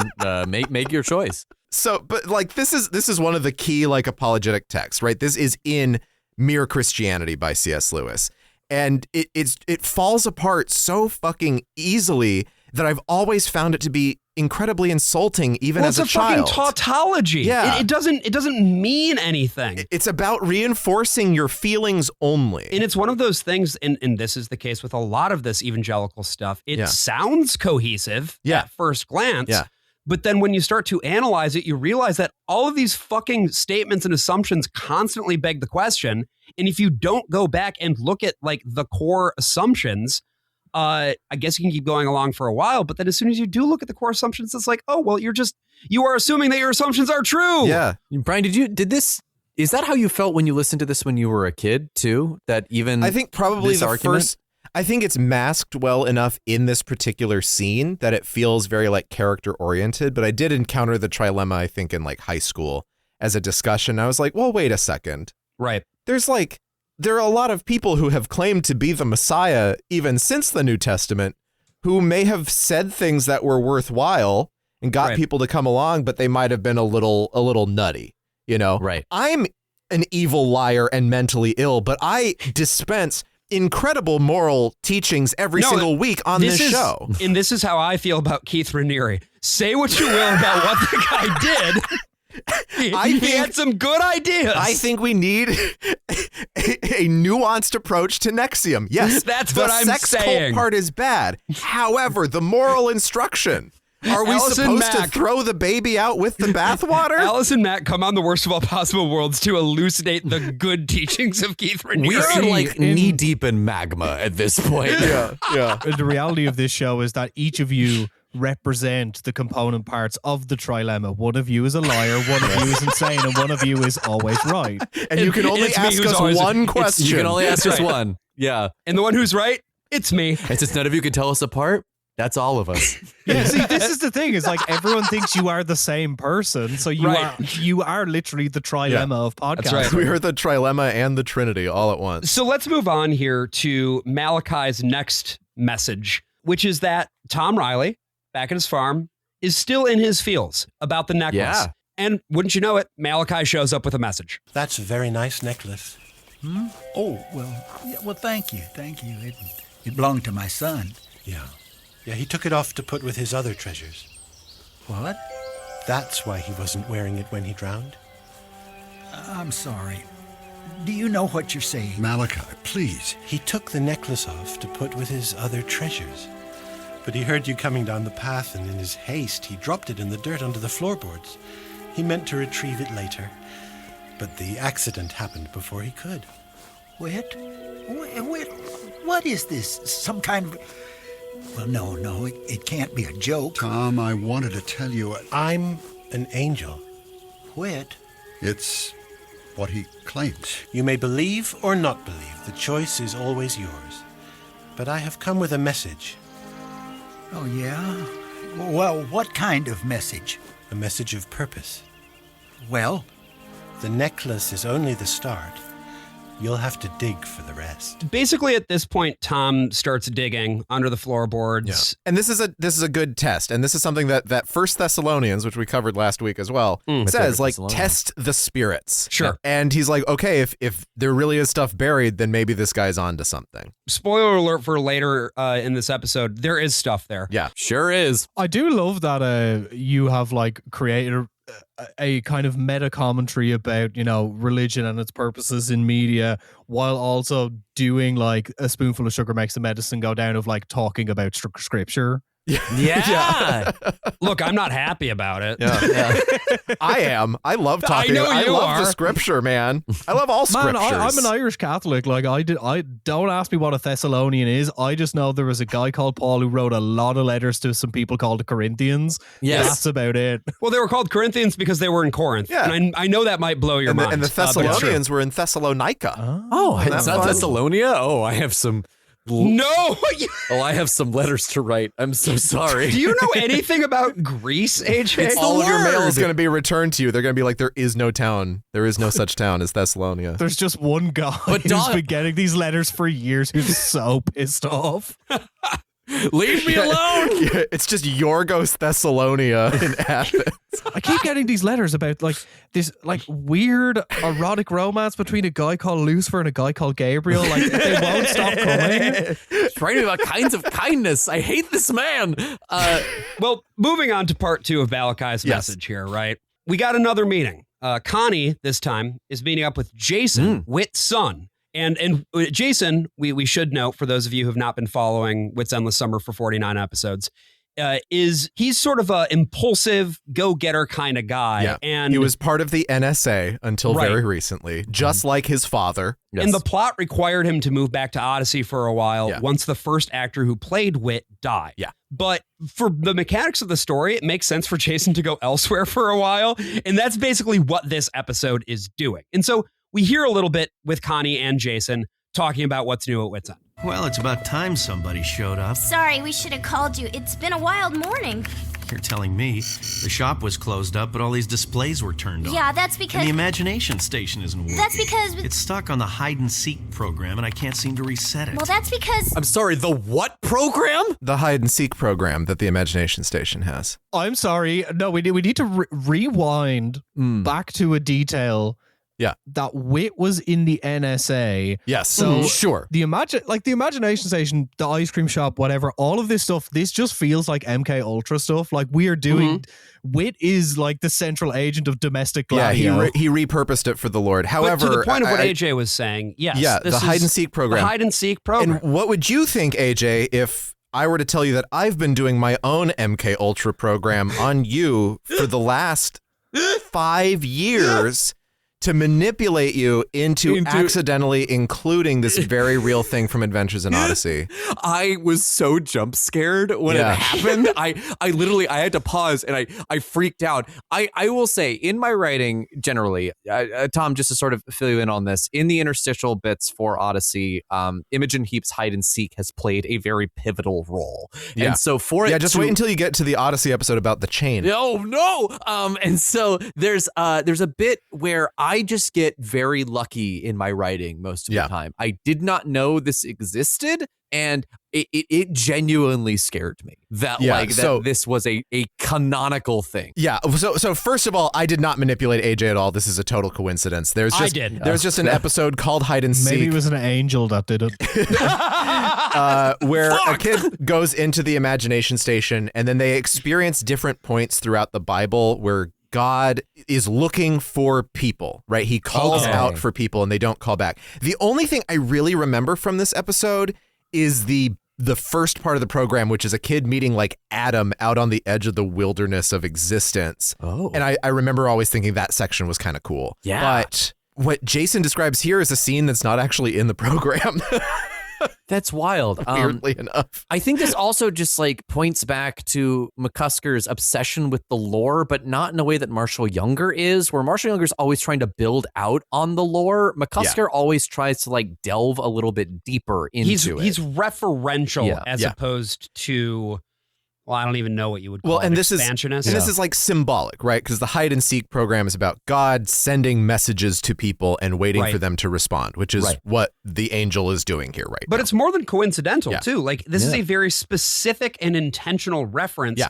And I do think it's a little bit buck wild, actually, that it is called the hide and seek program.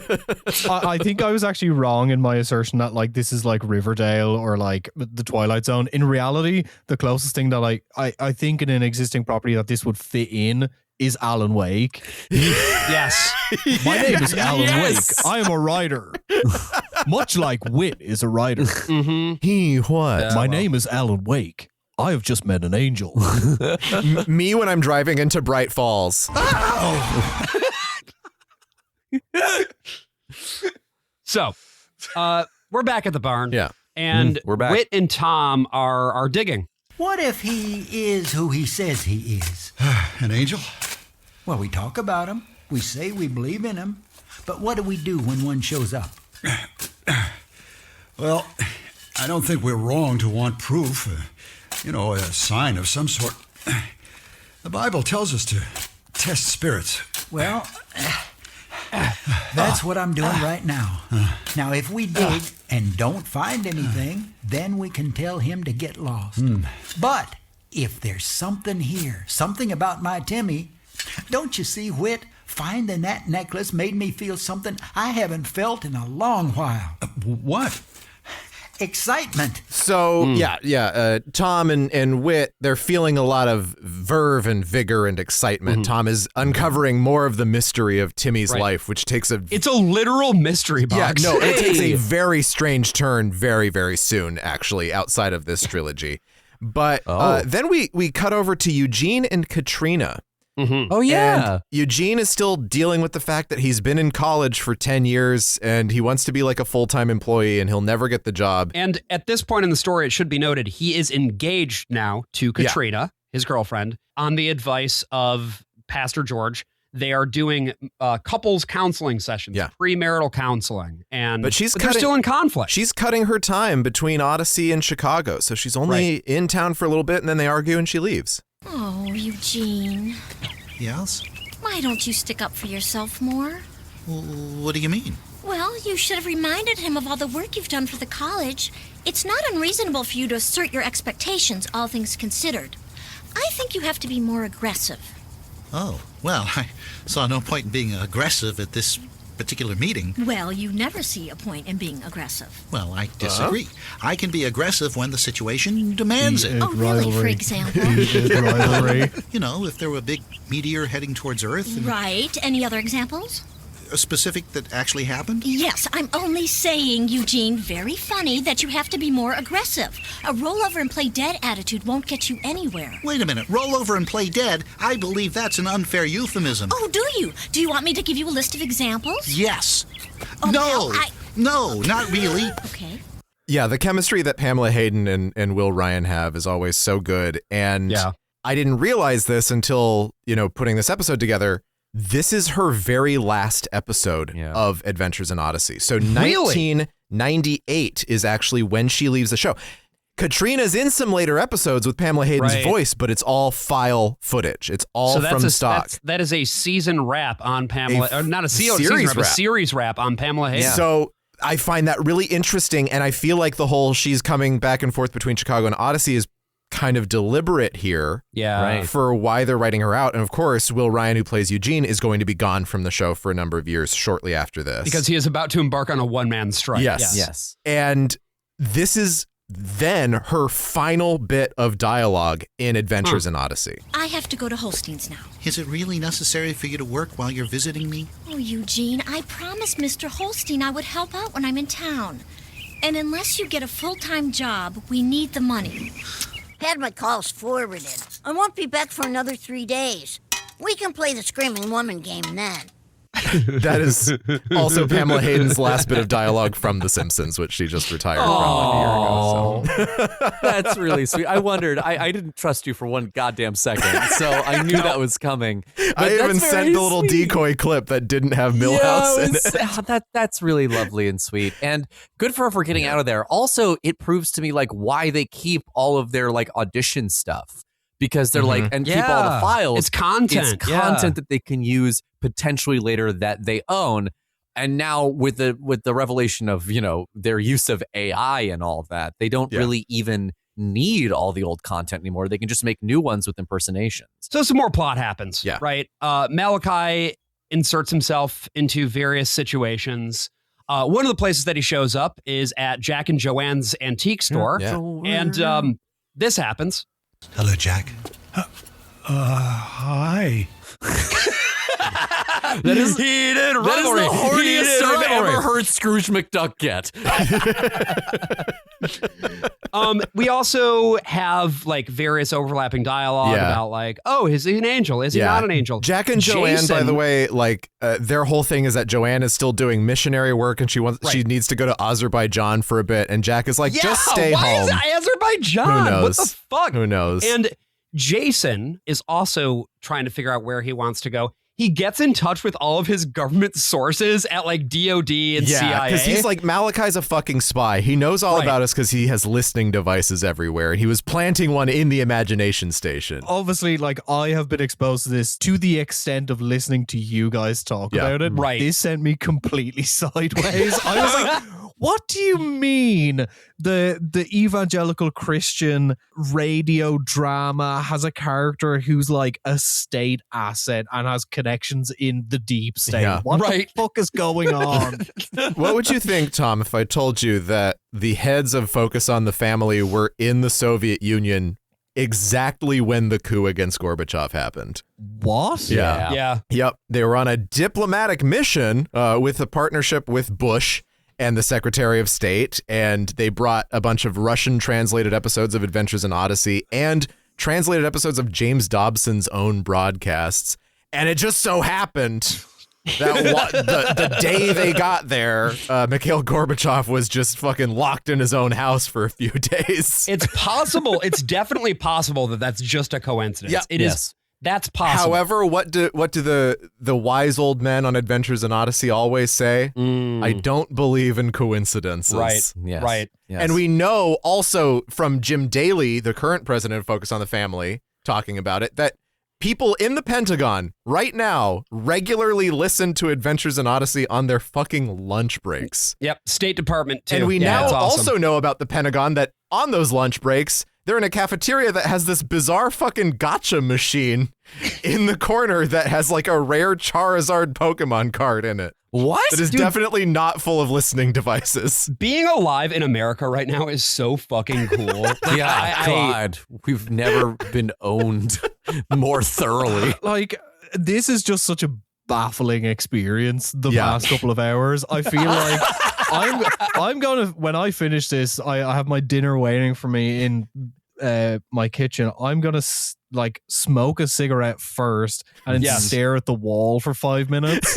Yeah, I've been seeing you slowly dissociate behind the eyes as this recording has gone on, Tom, and I think it's great. I'm really glad that we could help this experience occur for you. We could bring you closer to Christ in this way. That's right. Yeah, I mean, like, to be fair, there is like a weird breed. They're called like coffee shop Christians in Ireland, of like evangelicals kind of like bleeding into Ireland. And they're like, oh man, do you want to go for a coffee? We go for a coffee in this nice cafe and we do Bible study. And they're like loads of them in Northern Ireland, and they like all go surfing and shit like this. And it's like, yous are all evil people. But even with the like evangelicals in Ireland, it's even weirder seeing them pop up in the UK because like this is not a Christian country. This is a godless state in every meaning of the phrase. Yes. No, if I'm going to convert to Protestantism, I don't want this like nicey coffee shop Christian. I want the Erica Kirk mega church. That's right. Yes. I want the fireworks. I want the high wire acting. I just want the insane shit. You want the insane church plays with Iron Man. Yeah, exactly. Crucify Iron Man. I want the hell houses, baby. To the point of how God is very real and also my friend. We see an example of this in the ongoing actions of Tom Riley. Yeah. He is so inspired by what he has discovered about his dead son and his beautiful box of bullshit that he wants to make a real community effort using his property, using his land for a higher purpose. Well, Timmy wrote most of his diary while he was at camp one summer, and the experience, it meant a lot to him. And then it suddenly struck me. I could build a retreat center right there on my property around Timmy's cabin. A retreat center? You mean cabins and bunk beds and crafts and all that? That's right. And I think I'm going to call it the Timothy Center. Oh, that's sweet. Idea. Now, of course, it'll be mostly for kids. All kinds of kids from all kinds of backgrounds. Where they'll learn about nature and farming. Theoretically. And even get spiritual help and counseling if they need it. And I'll build dormitories and a chapel and a craft house and a cafeteria. Of the whole works. Oh, it sounds wonderful. But, Mr. Riley, where will you find the financial resources for such an endeavor? Gotcha. Well, I'll put up some of That's not going to be a problem. Come on. I've been selling feet pics online.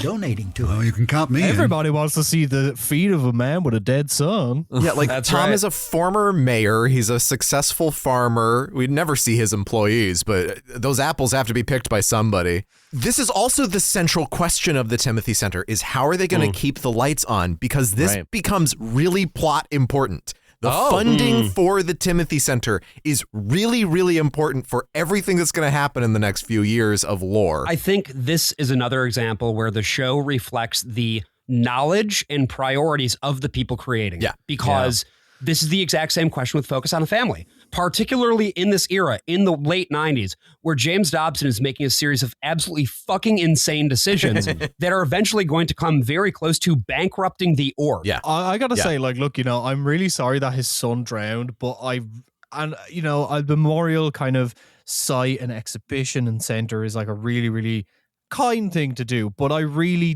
don't agree with his son putting those nitrate bombs in those vans. Yeah. Tom, I don't know how to say this. You're predicting something? No, you're going AJ mode? No. No. What? I can't believe what I'm hearing. I do this too often. I need to stop. The Odyssey Mentat has logged on. This is insane. I'm losing my mind. It's just that, you know what it is? I'm realizing it's the Catholic. You both are up to your typical Catholic tricks. Yeah. This is what's happening here. See, this is why angels are real, but they only work for Catholics, is we can see the future. Just magics, lighting your little angel candles and learning the future. I hate that I tried to make a Timothy McVeigh joke. Yeah. And predicted an episode of Odyssey. Yeah, so of course, Tom's one big thing now is, since he's the former mayor, he has to run this by the current mayor because Timmy's cabin is a historic site. Okay. Which was plot important before because Philip Glassman, played by Paul McCusker, was going to run a highway through. More like Grossman. Yeah, that's true. Was going to run a highway through Tom Riley's farm. And then they found out that Johnny Appleseed, who had also appeared to them in the form of an angel, this is canon, built that cabin. And so they were saved by bureaucracy and red tape. It got, I think, national, like federal landmark status, which also means, by the way, that this is not something that would have to go through the local town council. No. This is something that would have to get approved for a variance by the Department of the Interior. Right. Yeah. That's neither here nor there. It's just that this show is so fucking obsessed with like bureaucratic red tape. Yeah. And it's, generally speaking, it just exists as a stand-in for big government, capital B, capital G. And one great example here, of course, is that the secular humanist liberal bitch woman, mayor. yeah. The Hillary Clinton stand-in. Yeah. Who has somehow been elected, well, I guess was more or less elected by default in her run against Rathbone. local swindler shyster Bart Rathbone. She has to then approve this variance, and so Tom is going to need to go to the mayor to get this solved. Go to the mayor? This is what I'm saying. Mr. Peter! I've got to talk to the mayor about it first thing tomorrow. The mayor? You have to run this past Margaret Fay? Yes. Oh, boy. Now, I talked to the city planner this afternoon, and he gave me some kind of bureaucratic mumbo-jumbo about Timmy's cabin being a listed historical site. I have to take in a rough plan of my idea and persuade Margaret that... Oh, look at the time. Say it like that. The fucking mumbo jumbo is the reason your house is not just in interstate right now, Thomas. I love that this precipitated woke big government by 15 odd years. I know that, the fucking right wing Christians They've been at were it. They've been at it for a long time. Yeah. Honestly, in anticipation of the Timothy Center eventually getting bombed by a nitrate bomb, you should listen to the 2-part history of the car bomb on Bloodwork. Yeah. Yes, you should. Yes, you should. Listen to Bloodwork, folks. They are so afraid at this time of Hillary Clinton becoming president in the year 2000. Yes. That's what they thought was going to happen. So now she's the one who's in the way. Anyway, we've got to cut away to Jason for a little bit because he hasn't met Malachi yet. No. But now he's gonna, because he's out fishing. What is my purpose then? Not this. You should be a fisher of men. Oh, very good. Yeah, throw in a little biblical analogy. So what's your point? The heart of the matter. Okay, look, Malachi, or whatever your real name is. I don't know who you're working for or what you're getting at, but I really dislike these psychological games. You hear me? So just tell your boss to pack it in, all right? You stay away from me and my friends. You'd be wise to let go of me. Ooh, big tough angel. Why? What'll happen if I don't? I'm not wearing hockey pads. I don't like your tone, Malachi. But you're really hot, so I might suck you off in this boat. Jason just ends up getting teleported into the middle of the lake, and he has to swim back. Yeah, let's get sucked off where that kid drowned. Yeah. Well, and that's the thing, right? This is an attempt at a sort of reflection of the plot. I suppose so. Of Timmy's cabin. I don't know. I mean, sometimes I think it's also just this is the shorthand. This is the lake. Yeah, I guess. Yeah, and I like. Here's the thing. It's not a lake. It's an ocean. That's damn true. That is so true. I know that's right. It's an ocean of meaning. It's not an angel. It's a spiral. When I'm Mr. Scratch driving straight into that crater lake. That would have saved American Nightmare, genuinely. I think that one sound effect really would have made that game sing. Paul Hurlinger as Alan Wake. I would have been there for that, yeah. The thing about the dialogue that we just heard, is that I actually kind of dig it in a way that I don't dig most of the dialogue in Odyssey. It gets really forceful. It gets mean. It gets aggressive. It's like Mr. Angel guy or whatever. And it makes a sense of danger to all of this. This is why I think the fans like Richard Maxwell so much. Yeah. He lives in that register. And also, you want to talk about a good heated rivalry sort of attempt. Here's what I want to see. Heated rivalry X Adventures in Odyssey, where it's Jason and Richard Maxwell. And the characters from Heated Rivalry? No. They're in the Heated Rivalry universe. And they're playing hockey. They're playing hockey. Each other. Okay. I gotcha. Okay. Tom Riley goes over to Margaret Fay and he learns what's going to have to happen for him to be able to build his little center of Timothy. You need to revise your statement of goals for the retreat center. What's wrong with what I have? Well, it's not inclusive enough. What do you mean, inclusive? Well, for one thing, I'd like to see something in your plan that includes a female in a role of responsibility. Right now, according to your list of references, you seem to be relying on all male participants and consultants. Okay. Fucking dare you. Well, Women. You've also put a particularly Christian spin on the center. I'd like other religions and non-religions to feel comfortable there. For example, and non-Timothy. I think you should call the Malachi Prayer Chapel, let's say something like the Malachi Meditation Center or the Reflection Center. I see. You get the idea. I sure do. Good. Then I'll look forward to your making those changes and then meet with us, let's say 3 tomorrow? I'll do my best. I hope so. Because without those changes, Tom, you won't get approval to build the center. Wait, hang on just a second, though. He's naming it the Malachi Meditation Center or whatever, right?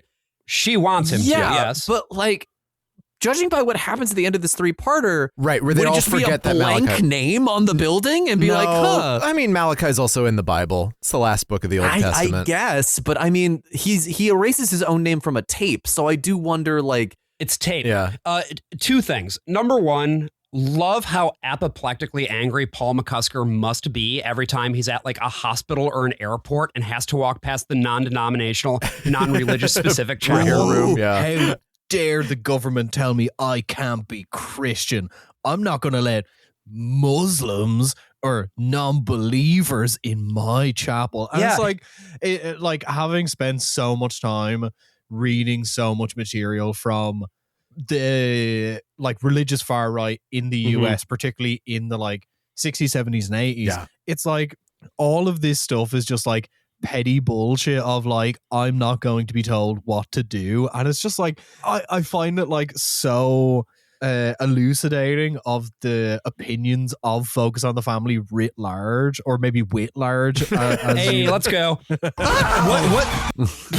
It is fundamentally like at its core like a Christian supremacist message of like, I will not be told what to do. This is our country. This is my land. I will do what I want. Yeah. If I don't want, any ethnics or non-believers or women or women.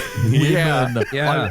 And it's like it's so like this coming out in 1998 is incredible foresight of what the US will just become. Yeah. Because of course it would, right? Like once 9/11 happened, all of these sort of sublimated anxieties Whit just did 9/11, exploded. yeah. Whit did do 9/11. So you're saying, Josh, that this is all because of a turning point that happened because of 2 incredibly large towers that were built, perhaps in a great act of hubris. I see what you're saying. And that perhaps the wrath of God was met upon these towers, and that created great divisions within our enormous unified nation. Yes, and I think that, and I sort of alluded to this earlier, that Osama bin Laden was given a divine mandate. Yes, absolutely. Well, look, here's the thing. If Osama bin Laden says that he was acting in the will of Allah, he's either lying or he's crazy. That's right. Or he's telling the truth. Mashallah, the mad lad has done it. He's done it. You got to hand it to him. Due to budget cutbacks, Eugene can't get that full-time position he was hoping for at the college, but he gets really vulnerable. Yeah. And the dean's like, oh, maybe I can try to find something. Yeah, for he the tries job. to be aggressive we'll briefly, and the dean's like, what are you doing right now? Yeah, right. So the message there, just be true to yourself, which is a fine message, I think. Yeah. Joanne, still worried about leaving her job for fear of lacking a suitable replacement, but then suddenly Jason shows up. And as we know, Jason has been looking for something new to do that maybe involves going overseas. Do you have the Jason clip from Heavy Rain? Is someone yelling Jason? Jason, go overseas. Jason. Me when I'm trying to save my son Jason in Heavy Rain. Malachi then delivers Eugene some aphorisms, and he encourages Connie to go visit Tom right now. He's like, go to Tom right now. And similar to the situation with Joanne and Jason, well, of course, Tom needs a woman. Oh my God, Connie's a female. Incredible. Yeah. Tom goes to the mayor again. Me when I'm Tom and I'm going to the mayor. Yeah.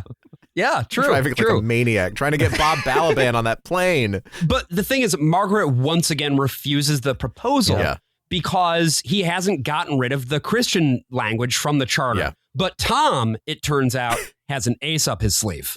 I had hoped to grant approval free and clear, but I can't. Permission to build your Timothy Center is refused. He gave this big monologue about being a Christian, too. Could I get you to repeat that? Oh, you mean louder? No, I mean again. I need you to break that news to a few people outside. Bring it in, guys! He's actually just streaming this on Kick. What is this, Tom? These are some of the folks who were counting on using the Timothy Center once it was up and running. Yes. Now this here is Mrs. Emily Cooper from the Oswald Heights Junior School in Connellsville. Hi, thank you very much. Hello. And these are some of her students. Hi. Hello. He brings in the waifs. He also gets a petition signed by like 13 people, but they're all principals. So I guess at public schools. Use the poor as props. Let's go. Another thing that speaks to the way that Focus on the Family operates as an organization, that they are able to manufacture the appearance of consent and consensus by weaponizing the community, a group of the community, and a subset of the community, right? A group of people within the community who, by and large, probably don't realize the way that they are being manipulated. And here, it's like, all we need to do is drag 20 people into the process, the direct process, disrupt the process, and then we can do it. This is also the scene where Margaret's like talking to the two consultants who are part of this like historical sites meeting, and one just says, "That's right, Mayor." That's all of his dialogue for the whole episode. This is where these string of episodes loses the thread for me in terms of like Foley design and the sound. Okay. It's like, it's like, yes, bring in the waves, bring in the pressure group waves.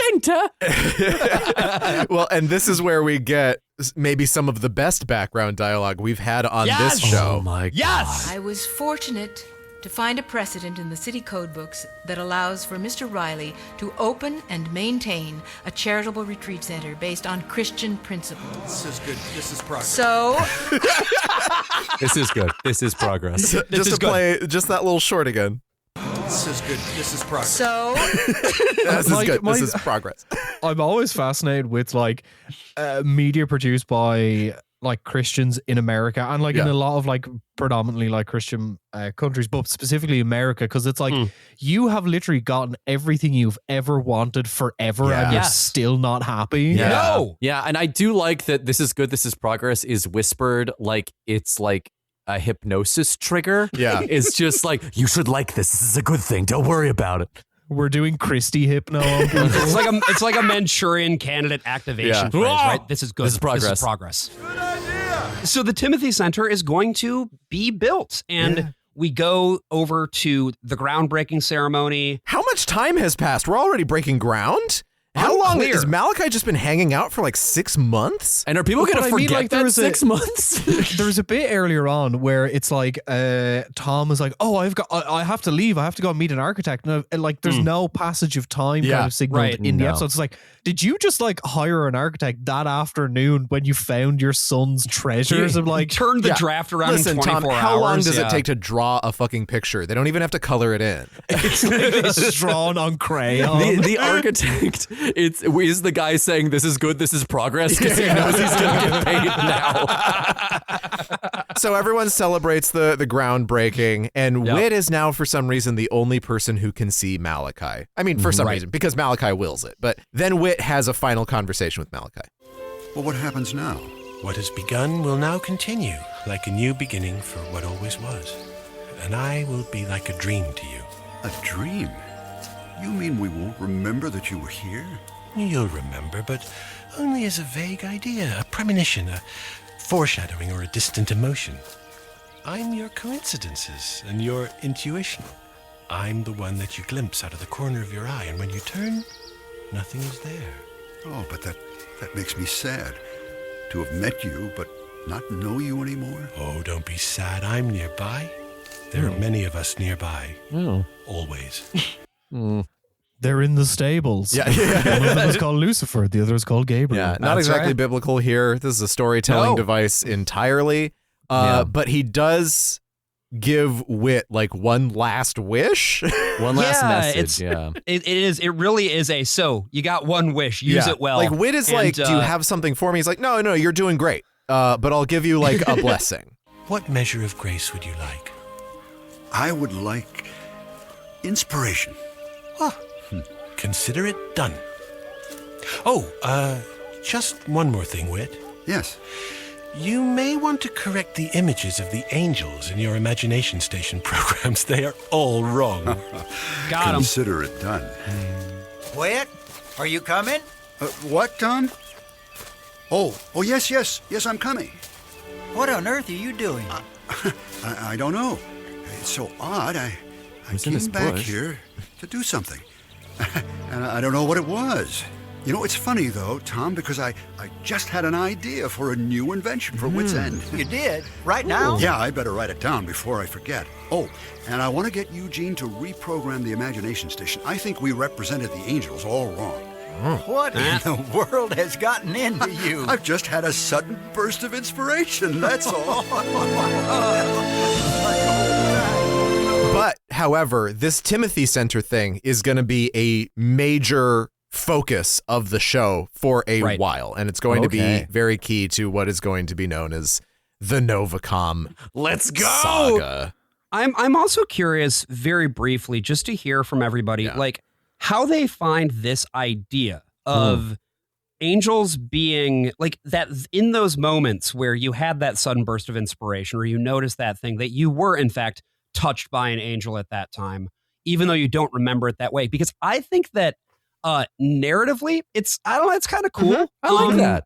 But it's not biblical at all, which is why I think it's very interesting that it ended up in this show. Yeah. I mean, it's McCusker pushing at the edges and the boundaries of what he can do. And in terms of like what he can get away with on the show, I think the reason this is so many people's favorites who like Odyssey is because, as I said before, it does get weird with it, but it allots for imagination in a way that so much of the show doesn't. Everything else is just very literal. And even within the confines of this, like I find that Malachi's dialogue here, like his message from God to Whit being that to tell him to keep his hands steady on the plow and the harvest will be fuller servant, that you can imagine, right? It's like that God is still speaking in antiquated farming terms. I find really boring. Like God doesn't know what a computer is. Of course he fucking does. He's God. He knows everything. So like it's still not willing to get totally weird with it. Getting a message from God's like,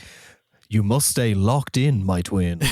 Yeah, well, I mean, lock the fuck in, bro. When we had like Lev Novak on the show, right, and sort of the Jewish understanding of when God speaks to you, right? He'll speak to you. So conversational. Yeah, conversational in the language that you would understand in your time. Right. So yeah, I mean, that would be closer than God coming in and being like, "Yea, my son, thrice begotten have I." You know, that just doesn't exist. And I think this is actually a really important part of Protestantism and evangelicalism, especially, is like this sense of moving yourself away from a hierarchical church is about trying to find the original church. Is about trying to find the original way that people worshipped, right? Because it's like, oh, well, in the book of Romans, they're obviously like, these guys are just meeting in houses and stuff. There's no bishops, there's no presbyters or anything just yet. And it was Paul McCusker trying to find the most antiquated form of Christianity that he could, eventually just coming over to Catholicism, which is what you find with a lot of adult Catholic converts. They like the oldness of it, where I think actually the strength of the Catholic Church is that it doesn't appeal back to the original document as much, the original scripture. It actually develops traditions over time. It comes up with concepts like the harrowing of hell. It comes up with these things that have shifted and acknowledge that they've shifted, right? Because the Protestants, the evangelicals, the Pentecostals have not actually found the Christianity of the day of Pentecost. They are also themselves part of their own trends and their own theological movements. See belief in the rapture, for one. And it's why I find like the kind of rhetoric that comes from adult Catholic converts to be like extremely interesting, because obviously one of the like core tenets of Catholicism is that like sin is essentially like a spiritual and like existential fact. You will sin, and that is, while it is bad, forgiveness exists. Whereas like in an ecumenical sense, like in Protestantism, it is like sin is the ultimate evil that must be avoided at all costs, rather than accepting that it is a part of existence in this realm, and that in order there will be a kingdom to be promised in the afterlife, but it is to accept the fact that you will sin and seek forgiveness rather than focusing on the sin in and of itself. There are a lot of problems with Catholicism, but the thing I do really admire and like about it is that it allows you to fuck up and to wash that away. that there is a plan for forgiveness. There are rules and there is a procedure that you can go through to get right with your God. I mean, the evangelical would argue, yeah, there is also a procedure there. It's just that you only have to do it once. I think that's just, it clears the slate too easily. And I don't feel like, maybe this is just the lapsed Catholic in me, but it's this idea that forgiveness has to be earned, and it has to be earned over time. You can't just say like, I play Exodia and it completely obliterate your hit points. Well, it's not that you're playing Exodia. It's that you can't do it. Like, sin is such a great thing. Now I'm being Mr. Southern Baptist here, but like sin is so great, you can never overcome it because you're just a person, right? The only beings that can overcome it are the angels and then God.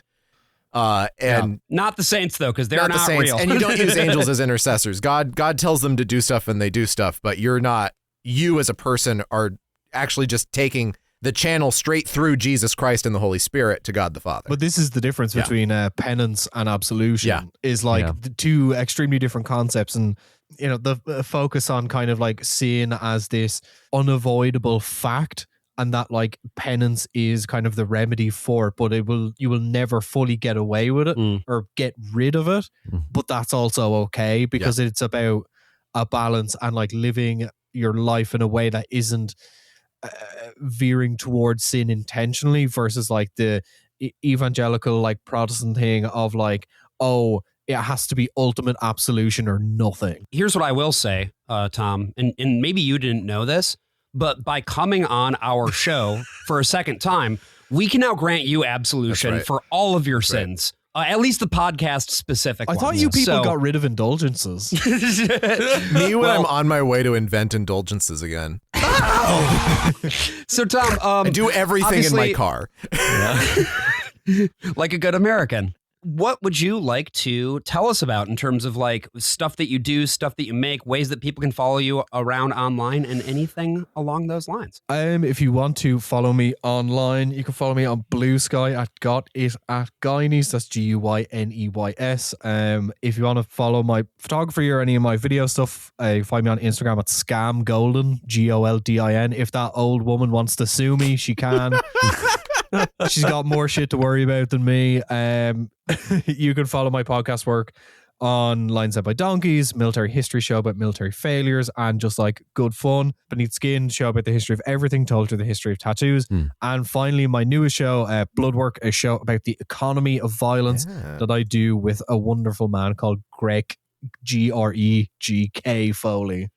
And I should say, all of us have been on Lines Led by Donkeys, both in a group episode, and then I've been on solo. And I think for Bloodwork, we're going to be getting something cooking pretty soon too, right, Tom? Coming soon. So stay tuned for that. Definitely go follow all of those shows. And Tom, thank you again for spending some time with us. We really had a blast today. Thank you very much for having me. It's always a pleasure. Also, if you'd like more of our show, The Worst of All Possible Worlds, head on over to patreon.com/worstofall. Me when I'm heading over to patreon.com/worstofall. That one really gets me. Every other week, we do exclusive premium episodes that you can only get if you're behind the paywall. Oh my God. Including, but not limited to, an episode about the Spanish Metroidvania Souls-like Blasphemous 2, which I really think was a blast of an episode and gave us a chance to cover a video game in a slightly different way than we normally do. And I thought it was a lot of fun. And definitely go check that out. Check out the rest of our back we also catalog. did talk about Alan Wake and Alan Wake 2 on our show. I mean, that's also true. We sure did. So, since we got a lot of mentions of that this time. And of course, half of the backstory of Whit's Endless Summer also behind the paywall. So there's that too. But look, whether or not you subscribe on Patreon, we so appreciate you for your ongoing support. Yeah, thank you so much. So what have we learned today over the course of these 5 episodes? I don't fucking about know. Angels, right? I think specifically about angels. I believe that we see actually a pretty cool evolution on the idea of angel over the course of these 5, right? We start out where they are these forces of destruction, right? They come bringing bad tidings and bad vibes. And then we get into the guardian angel, right? A more modern understanding of there's somebody watching over you and will take you on adventures before you die or don't die if you're a coward like Phil Lollar. And then we get into something really meaty and interesting, which is Paul McCusker's understanding of angels, in that they are not literal sexy men that will make you suck each other off in a boat, right? Or in a stable, right? They're not these corporeal figures. They are, in fact, just the coincidences in your life, the times where you feel like some greater power is whispering through events or through friends or through you. And I think, to me, that is sort of my ideal version of what believing in angels is taking something that, and sort of the real purpose of angels to begin with, which is to take something in the natural world that you do not understand and to translate it into something that makes sense to you and can actually lead to the betterment of all of mankind. And hey, you might be out there, if you are an evangelical who has made it to this point in the podcast, dear God, congratulations. I'm so glad we'll be sending you a gift basket. No, we won't. You don't make these promises. And second of all, you may think that my saying that makes me a lunatic. You might think my saying that makes me a liar. Wow. But if I am neither of those two things, well, then I guess I must be Jesus Christ. I am the worst of all possible AJs. I'm the worst of all possible Brians. And I'm the worst of all possible Joshes. See you next week. Oh.